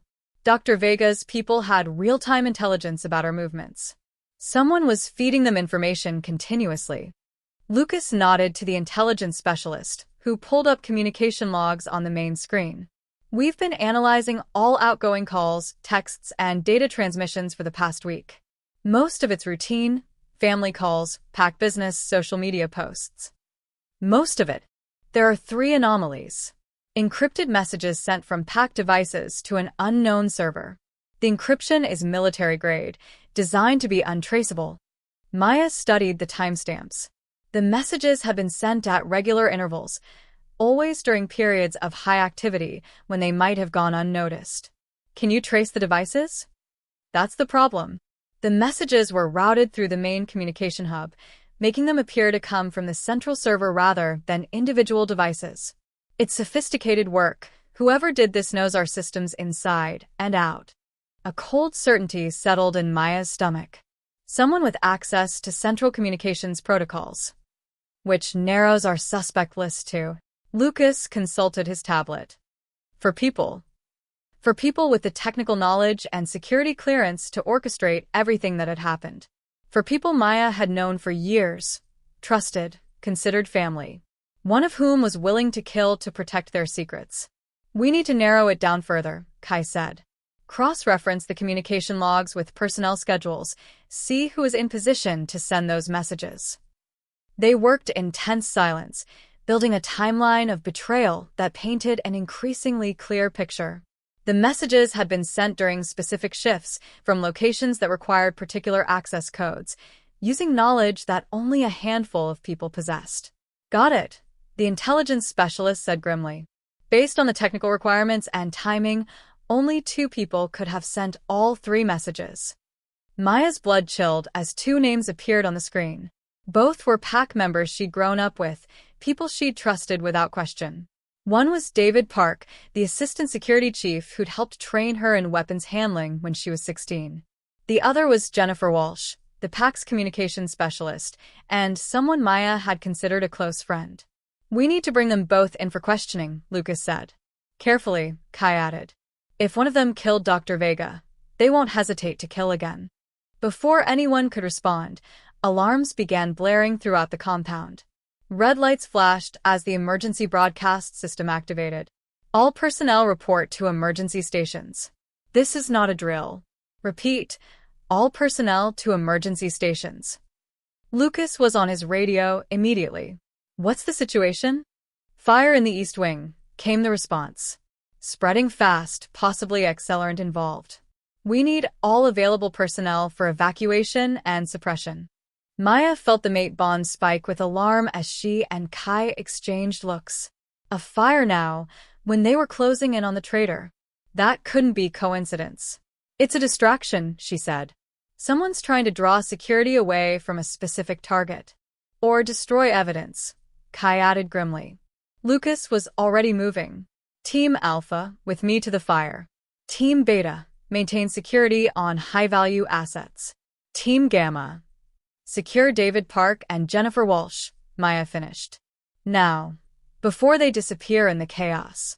The next 20 minutes were a controlled scramble of emergency response and tactical maneuvering. Maya found herself running through smoke-filled corridors beside Kai, following radio chatter that painted an increasingly dire picture. The fire had started in the records room. The same records room that contained backup communication logs, personnel files, and security protocols, everything someone would need to destroy if they were covering their tracks. David Parks nodded his post. Kai reported through his radio. Security can't locate him. Jennifer Walsh is in the communication center, came another voice, helping coordinate emergency response. Maya and Kai exchanged another look. One suspect missing, one in the perfect position to monitor and manipulate their response.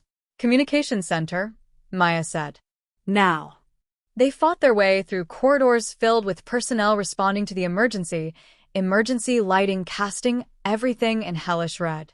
The smoke was getting thicker, making it hard to see more than a few feet ahead. The communication center was in the basement level, theoretically protected from fire by its concrete construction and independent ventilation system. Maya and Kai took the stairs two at a time, weapons drawn, every sense heightened by adrenaline and the mate bond's enhanced awareness. They found Jennifer Walsh exactly where she was supposed to be, coordinating emergency response with calm efficiency, directing personnel and resources with the kind of competence that had made her invaluable to PAC operations. Maya. Kai. Jennifer looked up from her console with obvious relief. Thank God you're safe. This fire, it's spreading faster than it should, like someone used accelerant. Where's David? Maya asked, studying Jennifer's expression for any sign of deception. I don't know. He was supposed to check the perimeter, but that was 20 minutes ago. Jennifer's concern seemed genuine. You don't think, he wouldn't. Someone's been feeding information to our enemies, Kai said bluntly. Someone with high-level access and technical knowledge. Jennifer's face went pale. You think it's one of us. We know it's one of you. The words hung in the air like an accusation, and Maya watched Jennifer's reaction carefully. Shock, hurt, then growing understanding as the implications sank in. The encrypted messages, Jennifer said quietly. You found them. Maya's hand moved toward her weapon, but Jennifer raised her hands quickly. Not me, she said urgently. I found them too, about 3 days ago. I've been trying to trace the source, figure out who was sending them. That's why I stayed late tonight. I was analyzing the routing protocols. Prove it, Kai said. Jennifer turned to her console, fingers flying over the keyboard. Look at this. The messages were designed to appear like they came from central servers, but there's a signature in the routing code. A specific pattern that only shows up when someone overrides the normal protocols. Maya studied the screen, her technical background allowing her to follow Jennifer's explanation. This override code, who has access to it? Only 3 people. Me, David, and... Jennifer's face went white. Oh God. Oh no. Who? Chief Morrison, the head of security. He created that override code as a failsafe, something that would let him monitor all communications in case of emergency. Chief Morrison. Maya's mind reeled. The man who'd been responsible for PAC security for 15 years, who'd trained half the current security staff, who had unlimited access to everything Dr. Vega's people had needed. Where is he? Kai demanded. Jennifer checked her console. According to the duty roster, he's supposed to be coordinating the fire response from the command bunker. Call him. Jennifer's hands shook as she entered the command code. The communication attempt failed immediately. His radio's off, she said. Emergency protocol requires all senior staff to maintain communication during crisis situations. He should be answering. The mate bond carried Kai's realization at the same moment Maya reached her own conclusion. The fire, the missing security chief, the convenient disappearance of David Park, it was all connected. He's not coordinating the response, Maya said grimly. He's using the chaos to escape. And he's probably taking David with him, either as an accomplice or a scapegoat. The armory, Kai said suddenly. If Morrison's planning to run, he'll want weapons and equipment. The secure armory has everything: weapons, communication gear, emergency cash reserves. They ran through smoke-filled corridors, following emergency lighting toward the facility's most secure section. Behind them, Jennifer coordinated their search through her communication system, directing other security teams to converge on potential escape routes. The armory was in the sub-basement, protected by multiple security doors and armed guards. They found the first guard unconscious, zip-tied, and hidden in a storage closet. Dart to the neck, Kai observed, checking the man's pulse. He'll be fine, but he'll have a hell of a headache. The second security checkpoint was unmanned, the electronic locks overridden with codes that should have been known only to the security chief. How long since Morrison was last seen? Maya asked through her radio. 30 minutes, Jennifer's voice crackled back. Just after the fire started. Plenty of time to incapacitate guards, raid the armory, and prepare for escape. Maya's stomach clenched as they approached the final security door, both of them moving with the silent coordination that came with their mate bond. The armory door stood open. Inside, Chief Morrison was methodically packing military-grade weapons into a duffel bag, while David Park sat zip-tied to a chair, blood trickling from a head wound. "Chief," Kai said calmly, weapon trained on the older man. "Step away from the bag." Morrison didn't even look up. "Hello, Kai." Maya. "I was wondering when you'd figure it out." Why? The question tore from Maya's throat with more pain than she'd expected. Chief Morrison had been pack security for as long as she could remember, a trusted presence at every gathering, someone who'd made her feel safe in a dangerous world. "Because evolution doesn't wait for the timid," Morrison said, finally meeting her eyes. "Dr. Vega's research represents the next step in human development. Supernatural abilities available to anyone willing to pay the price, instead of being limited to an accident of genetics. So you sold out your own pack." "I facilitated progress." Morrison's voice was calm, rational, completely divorced from the horror of what he'd done. "Do you have any idea how many lives could be saved with reliable supernatural enhancement? How many soldiers could come home alive if they had werewolf healing? How many diseases could be cured with access to our regenerative abilities?" "By torturing and killing innocents," Kai said flatly. "Every scientific advancement requires sacrifice. The needs of the many outweigh the needs of the few." Maya stared at the man who'd taught her to shoot, who'd checked her bedroom for monsters when she was 6, who'd apparently been planning to sell her blood to the highest bidder. "David?" she asked quietly.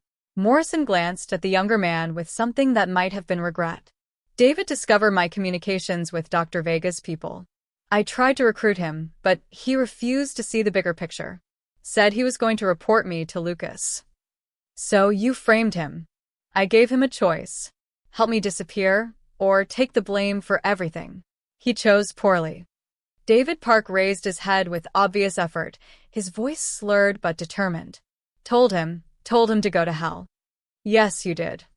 Morrison's tone was almost affectionate. "Always were too noble for your own good." The sound of approaching footsteps echoed from the corridor. Backup arriving, probably Lucas and additional security personnel. Morrison heard them too, his movements becoming more urgent as he sealed the weapons bag. "You're out of time, Chief," Maya said. "Surrender now, and maybe Lucas will show mercy." Morrison's laugh was bitter. "Mercy? For betraying the pack? You know better than that, Maya. Werewolf justice is absolute. Then why run? Why not face the consequences of your choices?" "Because my work isn't finished." Morrison shouldered the weapons bag, his free hand moving toward a device Maya recognized with growing alarm, a dead man's switch connected to what looked like enough explosives to bring down the entire building. Dr. Vega's research was just the beginning. There are others, people who understand that supernatural evolution is inevitable. They'll continue the work with or without me. By destroying everything here, you prove you're just another terrorist, Kai said, though Maya could feel his tension through the mate bond. One wrong move, and Morrison could kill dozens of innocent people. I'm a visionary. History will vindicate my methods. History will remember you as a traitor who murdered children. Maya's voice was ice cold. Sarah Martinez is 19 years old. She wants to be a veterinarian. You are willing to let her die for your grand vision. Something flickered in Morrison's expression. Doubt, maybe, or the ghost of the man he'd once been. But it was gone in an instant, replaced by fanatic certainty. Necessary sacrifices, he repeated. Chief Morrison. Lucas's voice carried from the corridor, calm but implacable. We have the building surrounded. There's nowhere to run. There's always somewhere to run, Alpha. You just have to be willing to pay the price. Morrison's thumb moved toward the trigger on his dead man switch, and Maya felt time slow to a crawl. She could see the calculation in his eyes, the moment when he decided that if he couldn't escape, he'd take as many people with him as possible. The mate bond flared between her and Kai, carrying wordless communication faster than thought.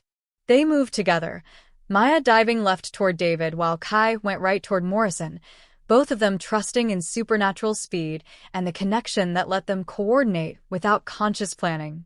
Maya hit David's chair hard, sending both of them sliding behind a rack of ammunition as Kai tackled Morrison. The dead man's switch flew from the older man's grip, skittering across the concrete floor. For a moment, Maya thought they'd won. Then Morrison triggered a backup device, a smaller explosive that had been strapped to his chest. The blast knocked everyone to the ground, filling the air with smoke and concrete dust. Maya's ears rang as she struggled to her feet, frantically checking on David while scanning the rubble for signs of Kai. Maya, his voice cut through the ringing in her ears, and relief flooded through her as she saw him pulling himself upright, bruised and bloodied but alive. Morrison was less fortunate. The explosion that was meant to kill others had taken him instead, leaving nothing but confirmation that some betrayals went too deep for redemption. David. Maya knelt beside the injured man, checking his pulse and breathing. Still alive, he whispered. Morrison, he said there were others. People in the government, the military. This won't end with him. Maya looked up to find Lucas surveying the destruction, his expression grim. Behind him, Jennifer Walsh was coordinating medical response and damage assessment with the efficiency that made her invaluable to PAC operations. How many others? Lucas asked David. Don't know. Morrison kept that information compartmentalized. But he said this was just the first phase. That supernatural enhancement would be available to the highest bidders within the year. The implications were staggering. If Morrison had been telling the truth, they weren't just dealing with one rogue scientist and his hired killers. They were looking at a conspiracy that reached into the highest levels of human government, with resources and ambitions that made Dr. Vega's operation look like a test run. We'll deal with it, Lucas said quietly. All of it. But first, we take care of our own. Over the next several hours, Maya watched her PAC family come together in the aftermath of betrayal and violence. Medical teams treated the injured, security teams swept for additional threats, and support personnel worked to repair the damage from both the fire and Morrison's final explosive tantrum. Through it all, the mate bond hummed between her and Kai, stronger now, tested by danger and proven unbreakable. They worked side by side, coordinating rescue efforts and tactical response with the kind of seamless partnership that made their connection obvious to anyone with eyes. So, Jennifer said during a brief break in emergency response, are you two going to make an announcement, or should we all just pretend we haven't noticed the mating bond? Maya looked at Kai, seeing her own thoughts reflected in his golden eyes. After everything they'd been through, hiding their connection seemed not just pointless, but insulting to what they'd built together. We're mated, Maya said simply. As of 3 days ago. About damn time, Jennifer replied with a tired smile. Though your timing could use some work. Most people don't complete their mating bonds while being hunted by homicidal scientists.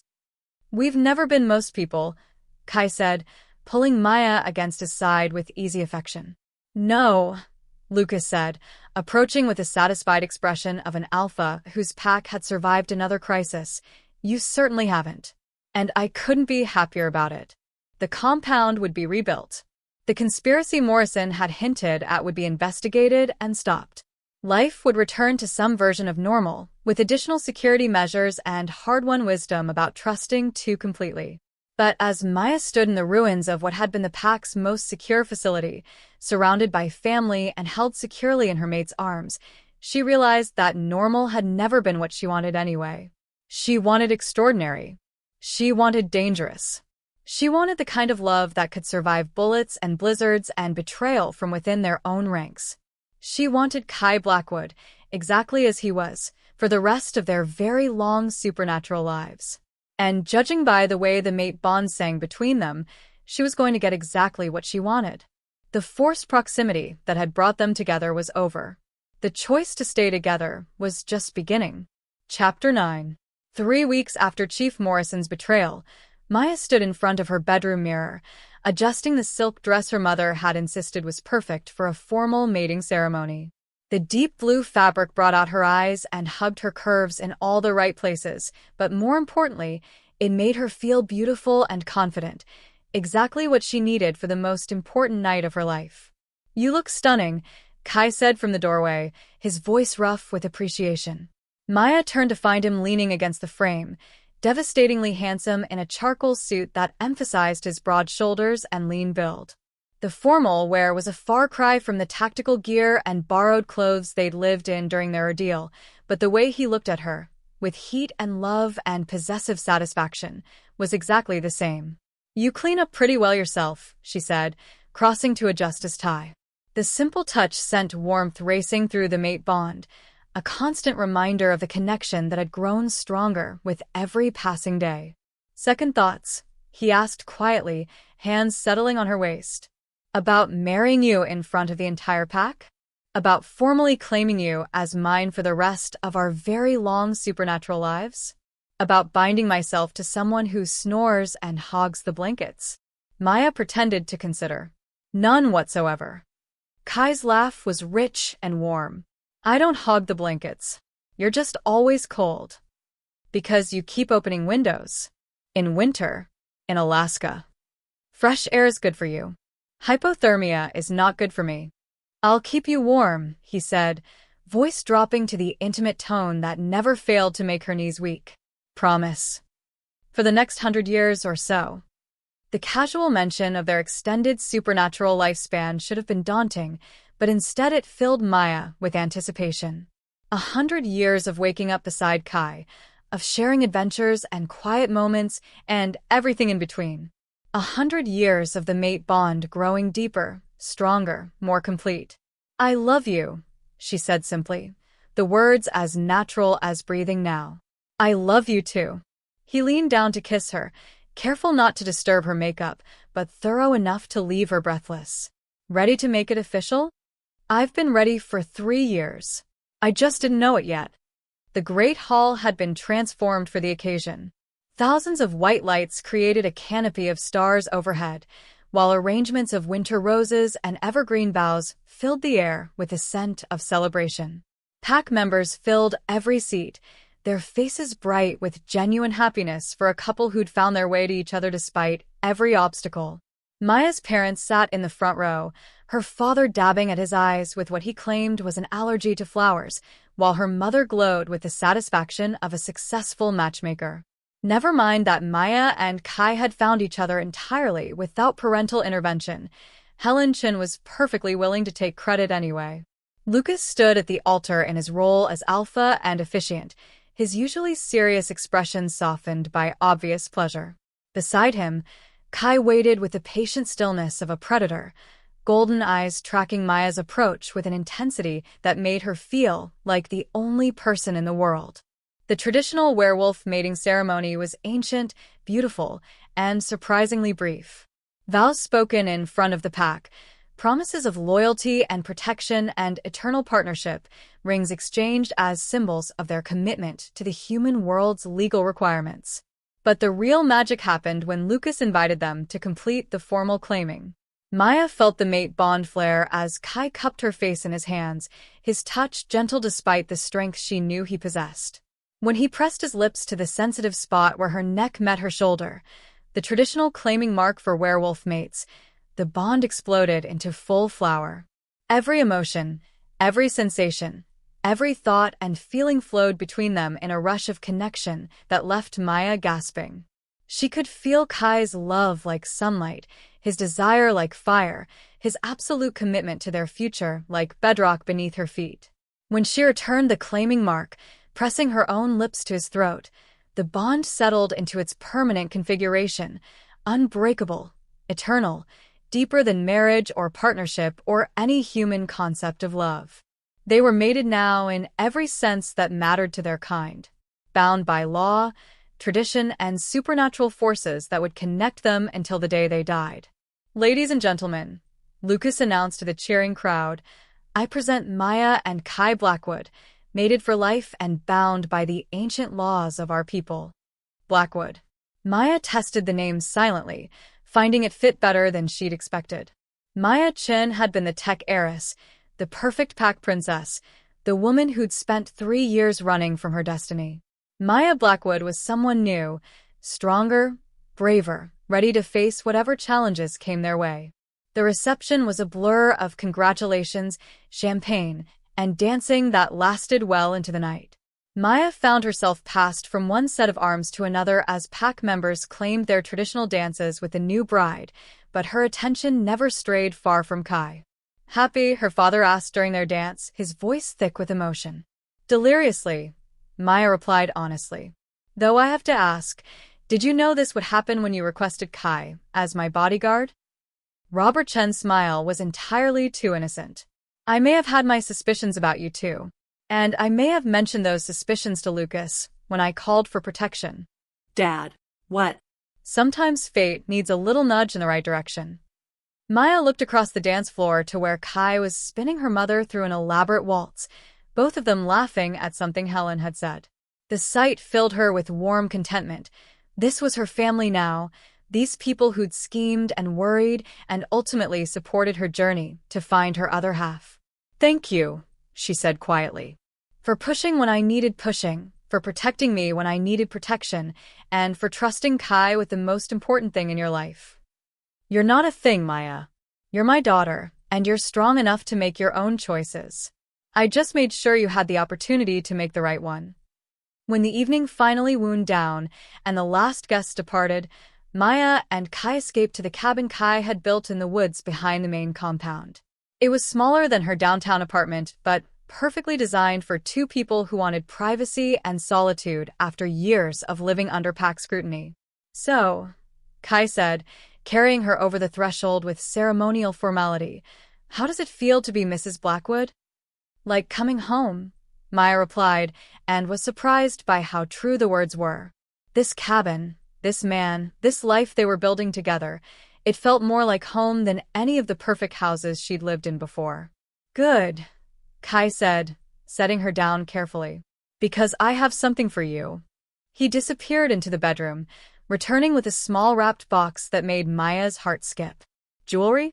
On top of wedding rings and claiming marks and a formal mating ceremony?" "Kai, you didn't need to. Open it." Inside the box was a key. Old-fashioned, ornate, the kind that belonged to antique locks and hidden treasures. "What does it open?" Maya asked. "The safe room in the basement, where I've been keeping something that belongs to you." Curious now, Maya followed him downstairs she hadn't known existed to a room that was part bunker, part treasure vault. Weapons lined one wall, while the other held filing cabinets, computer equipment, and a large safe that looked like it could survive a nuclear blast. Kai used the key to open a smaller cabinet, removing a leather portfolio that he handed to her with ceremonial gravity. "Your inheritance," he said quietly, "from your grandmother." Maya stared at the portfolio in confusion. "My grandmother died when I was 10. She left me some jewelry and a small trust fund." "She left you more than that. She left you the Chen family's real legacy." With trembling fingers, Maya opened the portfolio.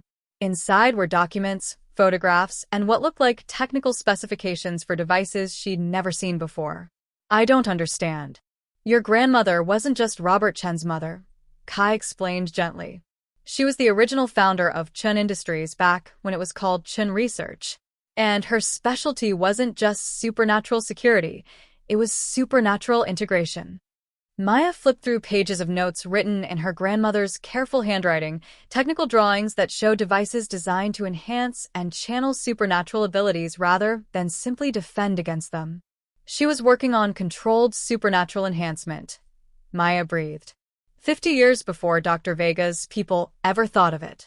With one crucial difference, her research was designed to help supernatural beings, not exploit them. Safe enhancement for werewolves who'd been injured, temporary abilities for humans who needed to defend themselves, healing accelerators that could save lives without creating dependency. The implications were staggering. If her grandmother's research was valid, if the formulas and devices described in these documents actually worked, they represented a revolution in supernatural medicine and defense. Why didn't my father tell me about this? Because your grandmother made him promise to wait until you were mated to someone who could help protect the research. She knew how dangerous this knowledge would be in the wrong hands. Maya thought of Dr. Vega, of Chief Morrison, of the conspiracy that apparently reached into the highest levels of human government. Her grandmother had been right to be cautious. This research could save lives or destroy civilizations, depending on who controlled it. So, what do we do with it? Kai's smile was soft, proud, full of love and confidence in her judgment. We do whatever you think is right. It's your inheritance, your family legacy, your choice. Maya closed the portfolio, mind racing with possibilities. The research could be locked away, kept safe from those who would abuse it. Or it could be carefully, gradually introduced to help supernatural beings who needed healing, protection, hope. I want to continue her work, Maya said finally. Carefully, quietly, with people we trust absolutely. Not for profit or power, but because it's right. Then that's what we'll do. Kai pulled her into his arms, the mate bond humming with shared purpose and determination. Together. Together, Maya agreed, sealing the promise with a kiss that tasted like forever. Outside their hidden sanctuary, the world continued its complex dance of politics and power, conspiracy and conflict. Dr. Vega's people were still out there somewhere, planning their next move. The government conspiracy Morrison had hinted at remained a threat to every supernatural being alive. But inside their home, surrounded by the tools to change the world and held securely in her mate's arms, Maya felt only anticipation for the future. They'd survived forced proximity, enemy attacks, and betrayal from within their own ranks. Whatever came next, they would face it as they had everything else, together, bound by love and strengthened by a connection that could weather any storm. The mate bond pulsed between them, no longer a source of fear but a celebration of everything they'd built and everything they would become. Their story was just beginning. Chapter 10.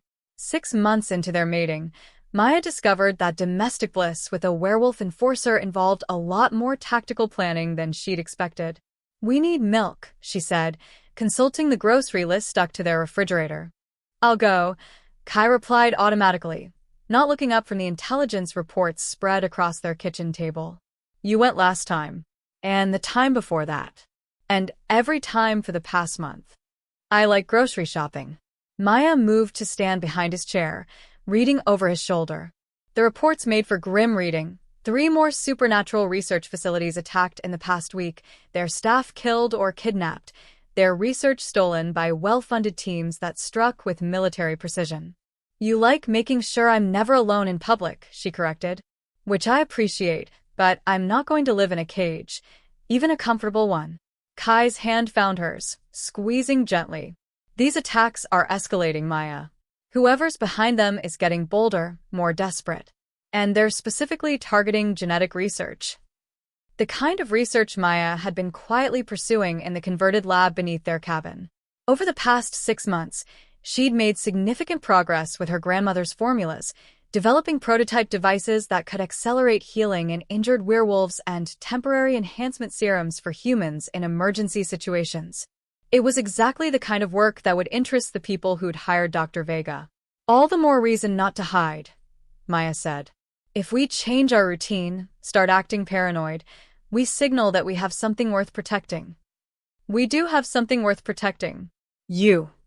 The simple declaration made her heart skip, even after months of hearing similar sentiments. Kai's protectiveness was absolute, instinctive, and occasionally inconvenient when it interfered with practical necessities like buying groceries. "Fine," Maya said. "Compromise. We both go, together, like a normal married couple buying normal food for our normal life." Kai's snort suggested what he thought of their life being anywhere close to normal, but he gathered the reports and locked them in their secure filing cabinet. "Weapons?" he asked. "Concealed carry permits are beautiful things." "Back up. Jennifer's doing surveillance training in town anyway. I'll text her our route." "Emergency extraction plan?" "The same one we've used every time we've left the compound in the past 6 months." Kai nodded, satisfied that they'd covered all reasonable contingencies. Maya had learned that his careful planning wasn't paranoia. It was the methodical thoroughness of someone whose job was keeping people alive in dangerous situations. The grocery store trip went smoothly until they reached the parking lot. Maya was loading bags into their truck when her enhanced hearing picked up the sound. Vehicles approaching fast, engines revving higher than normal traffic would require. Multiple vehicles, coordinated movement, the kind of tactical approach that meant trouble. "Kai," she said quietly. He was already moving, one hand pushing her toward the driver's side while the other reached for his concealed weapon. "Get in." Drive. "What about you?" "I'll be right behind you." 3 black SUVs rounded the corner in formation, moving too fast for the parking lot's speed limit. Maya caught a glimpse of tactical gear through tinted windows, the metallic gleam of weapons being readied. Professional. Military. Exactly like the teams that had been hitting supernatural research facilities. "Now, Maya." She dove into the truck as the first shots rang out, bullets sparking off concrete and shattering storefront windows. Kai returned fire with controlled precision, using their vehicle as cover while Maya started the engine. "Get in," she shouted. Kai put 3 rounds through the windshield of the lead SUV before diving into the passenger seat. Maya floored the accelerator, sending their truck surging toward the parking lot exit as more gunfire erupted behind them. "Left at the intersection," Kai said, reloading with practiced efficiency. "Jennifer's team should be in position to intercept." Maya took the turn on 2 wheels, enhanced reflexes allowing her to maintain control as their truck fishtailed on the asphalt. In the rearview mirror, she could see 2 of the SUVs following, their pursuit hampered by the civilian traffic that had scattered at the sound of gunfire. "Third vehicle?" she asked. "Disabled." "Nice shot, by the way. Hitting their engine block while driving backwards is seriously impressive." Maya glanced at him in surprise. "I didn't shoot anyone. I was driving." "Then who?" The answer came as they passed an alley, where Maya caught a glimpse of a familiar figure in tactical gear providing overwatch with a sniper rifle. David Park, fully recovered from his injuries and apparently very motivated to help take down the people who'd framed him as a traitor. "Pack back up," Kai said with satisfaction. "Lucas has had teams ready for weeks, waiting for these bastards to make a move." What followed was a coordinated operation that demonstrated why the Northwest Pack had survived and thrived for over a century. The pursuing SUVs found themselves herded into predetermined kill zones, where pack members with military training and supernatural advantages made short work of professional soldiers who'd underestimated their targets. 20 minutes after the first shot was fired, Maya and Kai sat in the pack's command center, watching surveillance footage of the aftermath, while Lucas coordinated prisoner transport and evidence collection. 12 attackers, all human, all carrying military-grade equipment, the intelligence specialist reported. "No identification, but their gear and tactics suggest they're the same team responsible for the facility attacks." "Communications intercepts?" Lucas asked. "Clean." "They were using encrypted radios, but we managed to capture one device intact. Jennifer's working on breaking the encryption now." Maya studied the faces of their captured attackers on the security monitors. They looked like soldiers, disciplined, professional, completely unrepentant about attempting to kidnap or kill civilians in broad daylight. "They were specifically targeting us," she said. "This wasn't random. They knew exactly where we'd be and when." "How?" Kai's question was sharp, loaded with memories of the last time their enemies had possessed that level of intelligence. "We swept for surveillance devices," Lucas said. "Electronic, supernatural, and conventional. If someone's watching us, they're using methods we haven't encountered before. Or they have access to information we don't realize we're sharing," Maya added grimly. The thought of another traitor within their ranks was almost too depressing to contemplate. They'd rebuilt their security protocols, vetted every pack member with access to sensitive information, and implemented safeguards that should have made another Morrison-style betrayal impossible. Should have. "I want enhanced protection for Maya and Kai," Lucas decided. "Full security teams, rotating shifts, comprehensive coverage until we identify the source of the intelligence leak." "Alpha," Maya said carefully. "With respect, turning us into prisoners in our own home won't solve the underlying problem. These people will keep coming until we give them what they want or eliminate them entirely. What they want is you. Specifically, your blood and access to your grandmother's research. Then maybe it's time to stop being reactive and start being proactive." The room went quiet as everyone considered the implications of Maya's suggestion. "You want to use yourself as bait," Kai said flatly. "I want to use their obsession with genetic enhancement against them. They think they need my blood? Fine. Let's give them a demonstration of what supernatural enhancement really looks like." Maya pulled up files from her recent research, displaying formulas and device specifications on the main screen. "I've been working on temporary enhancement serums, formulas that can give humans supernatural abilities for short periods without permanent genetic changes." "The same research Dr. Vega was trying to steal," Lucas observed. "Not quite. Dr. Vega wanted to create permanent enhancement through genetic manipulation. This is different, controllable, reversible, designed for emergency situations rather than creating super soldiers." Maya highlighted specific compounds in her research. "What if we let them think they're close to capturing me? Set up a scenario where they believe they have a chance to steal the research, but instead of getting what they expect, they get a very unpleasant surprise," Kai finished, beginning to understand her plan. "Exactly. We use their greed against them, draw out their entire operation, and eliminate the threat permanently." "It's dangerous," Lucas said. "If something goes wrong—" "Something's already gone wrong," Maya interrupted. "These people murdered researchers, kidnapped innocent civilians, and just tried to kill us in a grocery store parking lot. Hiding isn't working. Running isn't working. It's time to fight back." The room was quiet for a long moment as everyone considered the proposal. Finally, Lucas nodded. "Develop the plan. Full tactical analysis, risk assessment, contingency planning. If we're going to do this, we do it right. And if the plan requires me to appear vulnerable, to put myself in apparent danger?" Maya asked. Kai's jaw tightened, but his voice was steady. "Then we make sure the appearance is all it is. No matter what the plan requires, you come home safe. That's non-negotiable." "Agreed," Maya said, sealing the promise with a look that carried the full weight of their mate bond. Over the next several hours, they developed a strategy that was either brilliant or insane, possibly both. Using Maya's research as bait, they would stage a scenario designed to draw out their enemy's entire operation, complete with fake vulnerabilities and real consequences. The goal wasn't just to stop the current threat, but to send a message to anyone else considering targeting the supernatural community. Some prey bites back. As Maya worked through tactical details and contingency plans, she felt the familiar thrill of intellectual challenge combined with righteous purpose. These people wanted to exploit supernatural abilities for profit and power. They'd murdered innocents and threatened her family.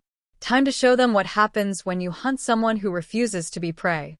The mate bond hummed with shared determination as she and Kai finalized their preparations. Whatever came next, they would face it together, stronger than their enemies expected, more dangerous than they could imagine, and absolutely committed to protecting the family and community they'd chosen. The hunt was about to begin, but this time, Maya and Kai would be the predators. Chapter 11. The abandoned warehouse district looked like the perfect place for a clandestine exchange. isolated, industrial, with enough hiding spots for a small army and multiple escape routes for anyone who needed to disappear quickly. Which was exactly why Maya had chosen it. Final comms check. Kai's voice came through her earpiece as she made her way through the maze of shipping containers that dominated the waterfront. Clear, Maya replied, adjusting the briefcase that supposedly contained her grandmother's complete research files. In reality, it held carefully crafted forgeries designed to look authentic while providing nothing of actual value. Overwatch team? In position, David Park's voice carried from somewhere above. I have eyes on 3 separate sniper nests. Our friends came prepared for a war. Jennifer? Electronic countermeasures active. Their communications are being monitored and selectively jammed. When this goes sideways, they won't be able to coordinate. Lucas. Strike teams ready for deployment. Maya, you sure about this? Maya paused beside a stack of rusted containers, checking her watch. 5 minutes until the scheduled meeting, and every instinct she possessed was screaming danger. Not because the plan was likely to fail, their preparation had been meticulous, their advantages significant, but because she was about to walk into a trap with people who'd already tried to kill her multiple times. I'm sure, she said quietly. Let's finish this. The meeting point was a cleared area in the center of the container maze, lit by a single overhead light that cast harsh shadows in every direction. Maya approached openly, briefcase in hand, playing the role of someone desperate enough to trade away her family's legacy for safety. They kept her waiting, a power play that might have worked if Maya hadn't been using the time to catalog every sight, sound, and scent that could indicate hidden threats. At least 20 hostile personnel, positioned with military precision around the perimeter. Sniper Overwatch, ground teams, and what felt like a command element somewhere in the surrounding darkness. Professional, well-funded, completely confident in their ability to handle one lone werewolf female. They were about to learn how wrong they could be. Miss Chen. The voice came from behind a stack of containers, followed by a man in expensive tactical gear who moved with the controlled arrogance of someone accustomed to having others do his killing for him. Tall, silver-haired, with the kind of cold eyes that belonged in a predator or a corporate boardroom.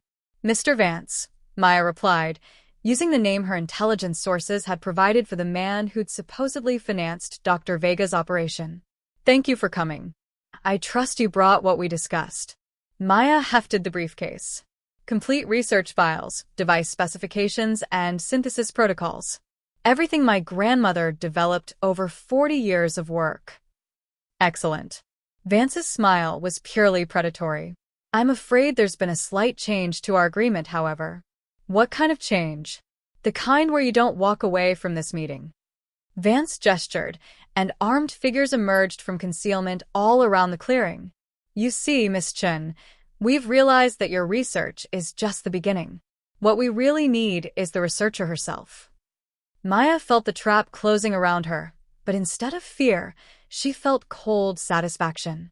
They'd taken the bait completely, committed their entire operation to capturing her in this isolated location. Exactly as planned. I'm afraid that wasn't part of our deal, Maya said calmly. The deal has evolved. You'll find our research facilities quite comfortable. State-of-the-art equipment, excellent amenities, and all the resources you need to continue your grandmother's work. Under our supervision, of course. And if I refuse? Then we'll simply take what we need from your corpse and continue the research without you. Your choice. Maya pretended to consider the options, buying time for the strike teams to reach their final positions. Around the perimeter, she could sense rather than see her pack family moving through the shadows with supernatural stealth. I suppose I don't have much choice, she said finally. None at all, Vance agreed. Now, if you'll just set down the briefcase and put your hands where we can see them. Maya triggered the hidden device in her pocket. Every piece of electronic equipment within 100 yards died instantly. Communications, night vision, weapon sights, vehicle systems, all reduced to expensive paperweights by the electromagnetic pulse her father had helped her design. In the sudden confusion, Maya moved. 3 years of martial arts training, 6 months of tactical instruction from Kai, and supernatural speed combined into a blur of lethal motion. The first guard went down before he realized his weapon's electronic sight had failed. The second managed to fire once before Maya's enhanced reflexes put her inside his reach, where martial arts training took over with devastating efficiency. Around the perimeter, the real battle erupted as pack strike teams engaged enemies who'd suddenly found themselves blind, deaf, and fighting supernatural predators in close quarters. Maya. Kai's voice cut through the chaos as he appeared beside her, moving with the fluid deadliness that made him the pack's premier enforcer. "I'm fine," she said, relieving an unconscious guard of his weapons. Vance. Trying to run. David's got eyes on him. They fought their way through the container maze, supernatural coordination allowing them to move as a single unit. Maya had never experienced anything like it, the way the mate bond enhanced their natural abilities, letting them anticipate each other's movements and respond to threats with seamless precision. They were more than the sum of their parts. They were perfect partners in every sense that mattered. Vance made it almost to the waterfront before David Park's sniper shot took out his vehicle's engine. The corporate executive stumbled from the disabled car, hands raised in surrender, his expensive confidence crumbling in the face of superior force. "Mr. Vance," Maya said pleasantly as they surrounded him. "Going somewhere?" "You can't kill me," he said, trying to regain some composure. "I have resources, connections. People who will ask questions if I disappear." "Good thing we're not planning to kill you," Kai replied.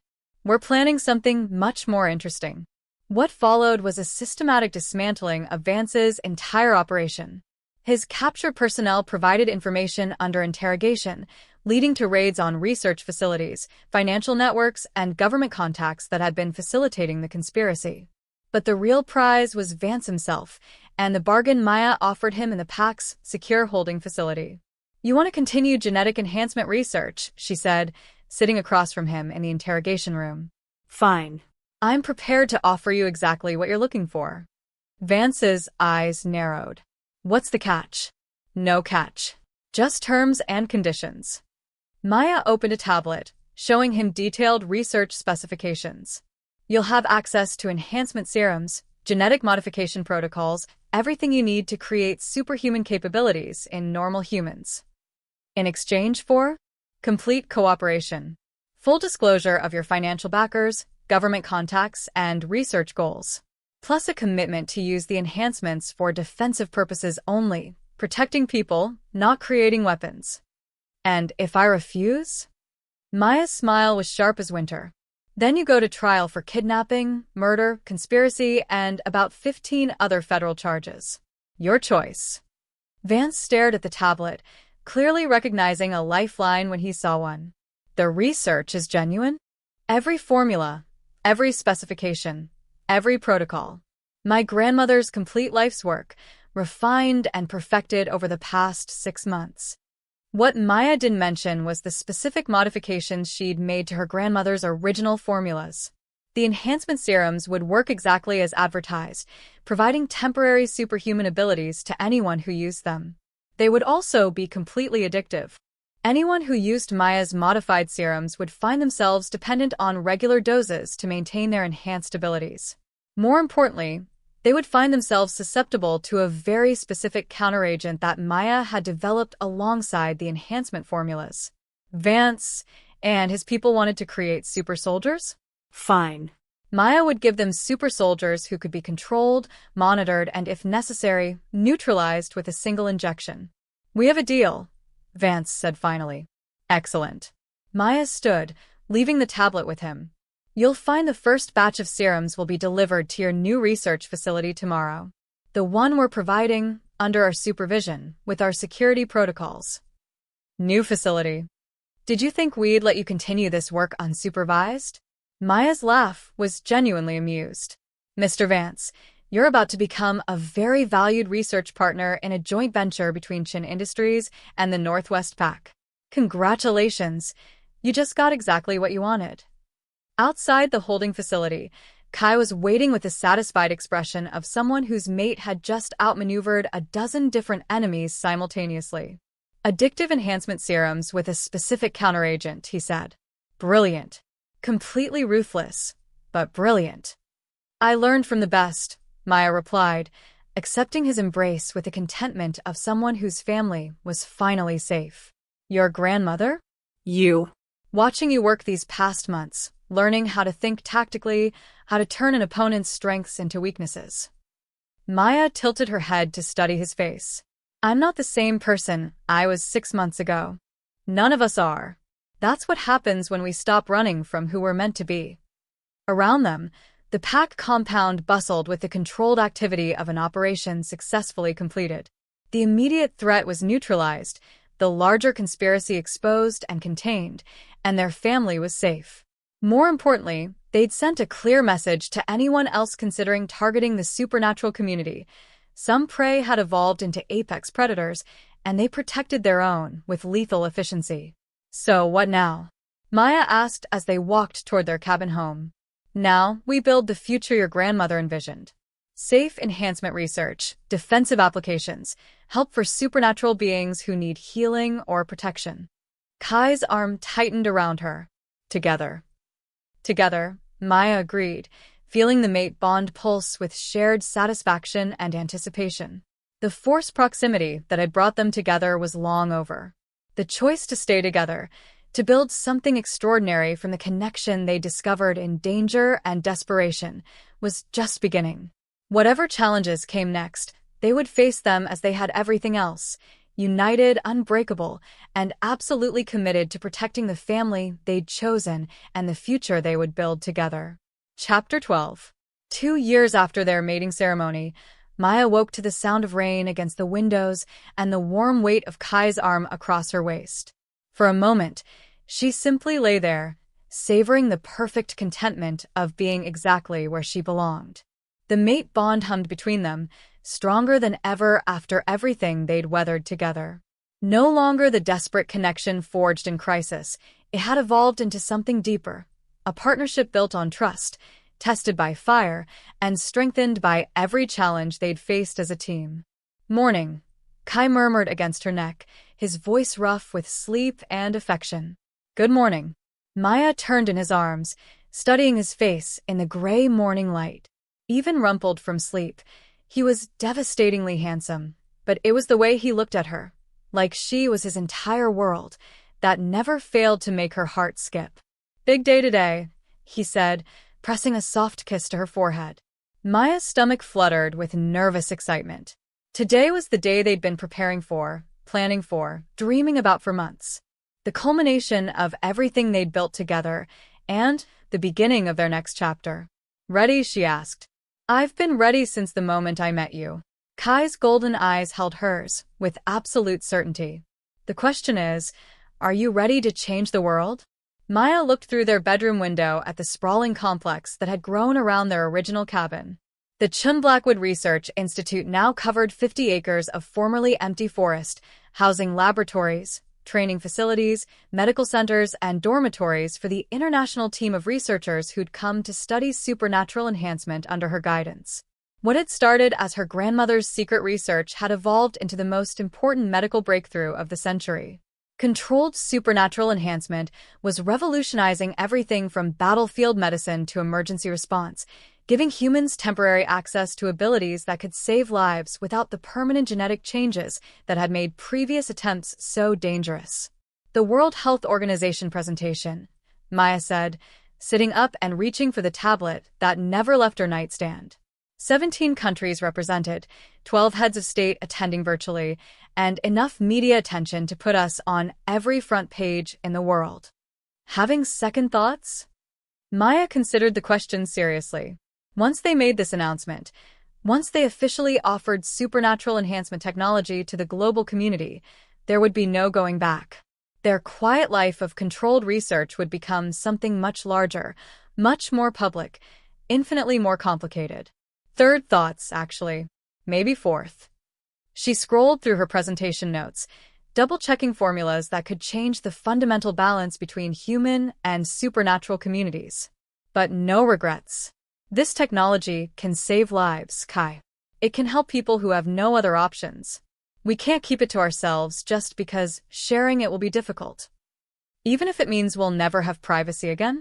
never be able to step back from the spotlight once this goes public. Even then, Maya set down the tablet and turned to face him fully. My grandmother spent 40 years developing this research in secret because she was afraid of what would happen if it fell into the wrong hands. But hiding it didn't make it safer. It just made it harder for the people who needed it to access it. Kai's hand found hers, their fingers interlacing with the easy intimacy of two people who'd learned to face everything together. Whatever happens after today, we handle it the same way we've handled everything else. Together, Maya agreed, sealing the promise with a kiss that tasted like coffee and certainty. 3 hours later, Maya stood at the podium in the Institute's main auditorium, looking out at an audience that represented the most powerful people in the world. Presidents and prime ministers, military leaders and medical researchers, journalists and diplomats, all waiting to hear about technology that could reshape human civilization. "Ladies and gentlemen," she began, her voice carrying clearly through the packed auditorium. 2 years ago, my mate and I were kidnapped by people who wanted to steal my family's research for their own purposes. They believed that supernatural abilities should be available to anyone willing to pay the price, regardless of the cost to the supernatural community. A murmur ran through the audience. The story of their kidnapping had become legend in certain circles, but few people knew the full details of what had actually been at stake. Today, I'm here to announce that they were right about one thing. Supernatural abilities should be available to those who need them. But they were wrong about everything else. Maya gestured to the large screen behind her, which displayed the molecular structure of her latest enhancement formula. What you're looking at is a controlled supernatural enhancement serum. Temporary, reversible, and completely safe when used according to proper protocols. The audience leaned forward as one, sensing they were witnessing history. This serum can provide humans with supernatural strength, speed, healing, and sensory enhancement for periods ranging from 6 to 12 hours, depending on the specific application. It has been tested extensively, refined continuously, and is now ready for global distribution under carefully controlled conditions. "Dr. Blackwood," came a voice from the audience, the Secretary General of the United Nations. "What safeguards exist to prevent weaponization of this technology?" Maya had been expecting this question. Several layers of protection.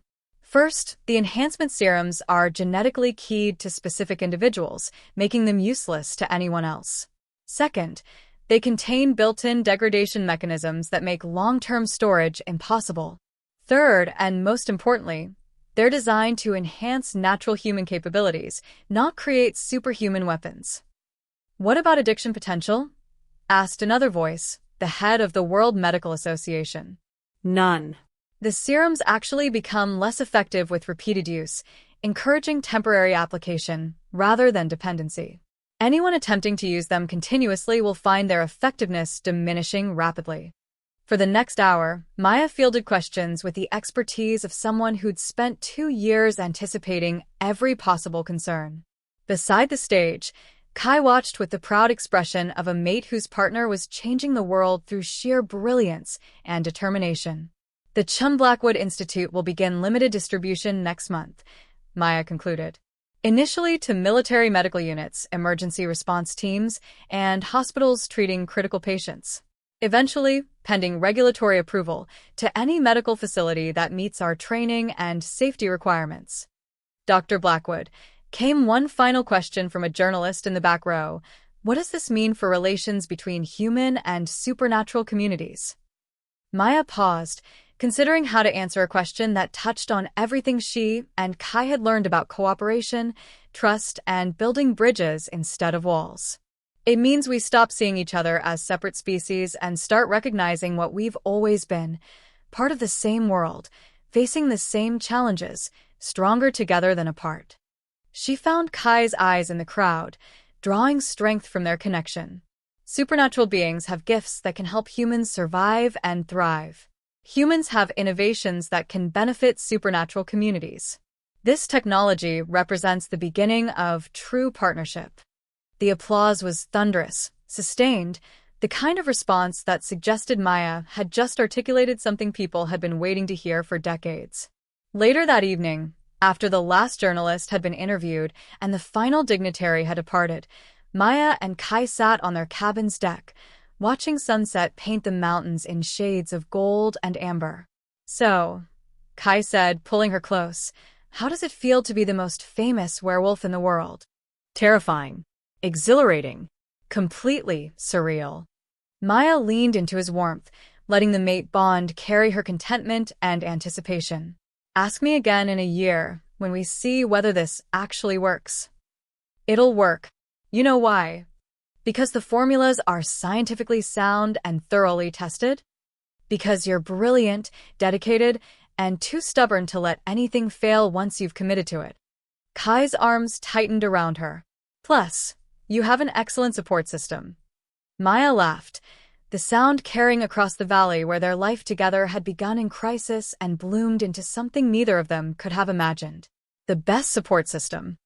"Speaking of support systems," Kai said, his voice taking on the carefully casual tone that meant he was about to say something important, "I have some news." "Good news or bad news?" "Good news. Great news, actually." He shifted to look at her directly. "Jennifer called this afternoon. The preliminary results from your latest medical trials came back." Maya's heart skipped. They'd been waiting for weeks to hear whether her newest enhancement formula, designed specifically for healing catastrophic injuries, had worked as intended. And 100% success rate. Complete spinal cord regeneration in all test subjects. The paralyzed patients you treated last month are not only walking, they're competing in athletic events. Oh my God. Maya felt tears sting her eyes as the implications hit her. Paralysis, one of medicine's most devastating diagnoses, could now be temporary. "Kai, do you know what this means?" "It means you just obsoleted wheelchairs. It means we can give people their lives back. Athletes who thought their careers were over, accident victims who thought they'd never walk again, soldiers who..." Maya stopped, overwhelmed by the magnitude of what they'd accomplished. "It means you're exactly who I always knew you were," Kai said softly. "Someone who changes the world for the better, one breakthrough at a time."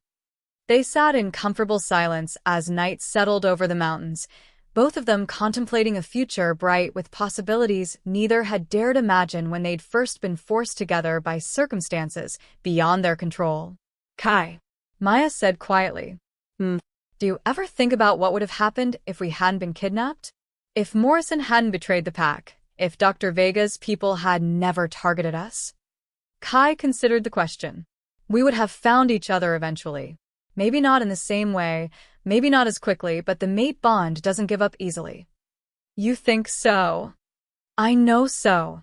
His hand found hers in the darkness, their fingers interlacing with the easy familiarity of two people who'd learned to face everything together. Some connections are too strong to ignore forever. We might have taken longer to stop being stubborn, but we would have gotten here. Here being world-famous researchers revolutionizing supernatural medicine. Here being happy. Everything else is just bonus." Maya squeezed his hand, letting the mate bond carry her love and gratitude for the man who'd become her anchor, her partner, her best friend, and the love of her very long supernatural life. "I love you," she said, the words as natural as breathing after 2 years of saying them daily. "I love you too. Forever and always." "Forever and always," Maya agreed, sealing the promise with a kiss that tasted like home and possibility and dreams coming true. Above them, stars emerged in the clear mountain sky, bearing witness to a love story that had begun with forced proximity and evolved into chosen partnership. Two people who'd been thrown together by danger had discovered something worth building a lifetime around. The world would remember this day as the moment supernatural enhancement became available to humanity. Maya and Kai would remember it as the day they finally stopped looking backward and committed completely to the extraordinary future they were building together. Tomorrow would bring new challenges, new opportunities, new adventures. The enhancement technology would reshape medicine, emergency response, and human capability in ways they couldn't yet imagine. Their institute would grow, their research would expand, and their influence would touch lives around the globe. But tonight, in the quiet sanctuary of their mountain home, Surrounded by the family and community they'd fought to protect, Maya and Kai simply held each other and marveled at how far they'd come. From reluctant mates to willing partners. From individual survivors to a team that could change the world. From two people afraid of vulnerability to a couple strong enough to trust completely. The forced proximity that had brought them together was a distant memory now. The choice to stay together, to build something extraordinary from the connection they'd discovered in desperation, had become the foundation of everything they were and everything they would become. Ready for whatever comes next? Kai asked as they finally headed inside. With you, I'm ready for anything. And as they turned off the lights and settled into sleep, the mate bond hummed between them with perfect contentment, a connection that had been forged in fire, tested by betrayal, and proven unbreakable by everything the world could throw at them. Forever, as it turned out, was exactly as long as they needed to build the life they'd always been meant to share. Their story had begun with a snowstorm and a desperate flight through the darkness. It would continue with sunshine and the joy of building something beautiful together, one perfect day at a time. Because the best love stories, Maya had learned, weren't about fairy tale endings. They were about choosing to begin again, every morning, with the person who made your heart sing and your soul feel complete. And every morning for the rest of their very long supernatural lives, Maya and Kai would wake up beside each other and choose forever all over again. The end. From a snowed-in cabin to a world-changing research institute, from reluctant mates to partners who reshaped the future, Maya and Kai's journey proves that sometimes the most extraordinary love stories begin with the most ordinary moments of choosing to trust, to hope, and to build something beautiful together. Their mate bond is eternal, their impact immeasurable, and their love story timeless. Because when two hearts find their perfect match, every day is a new beginning and forever is just the start.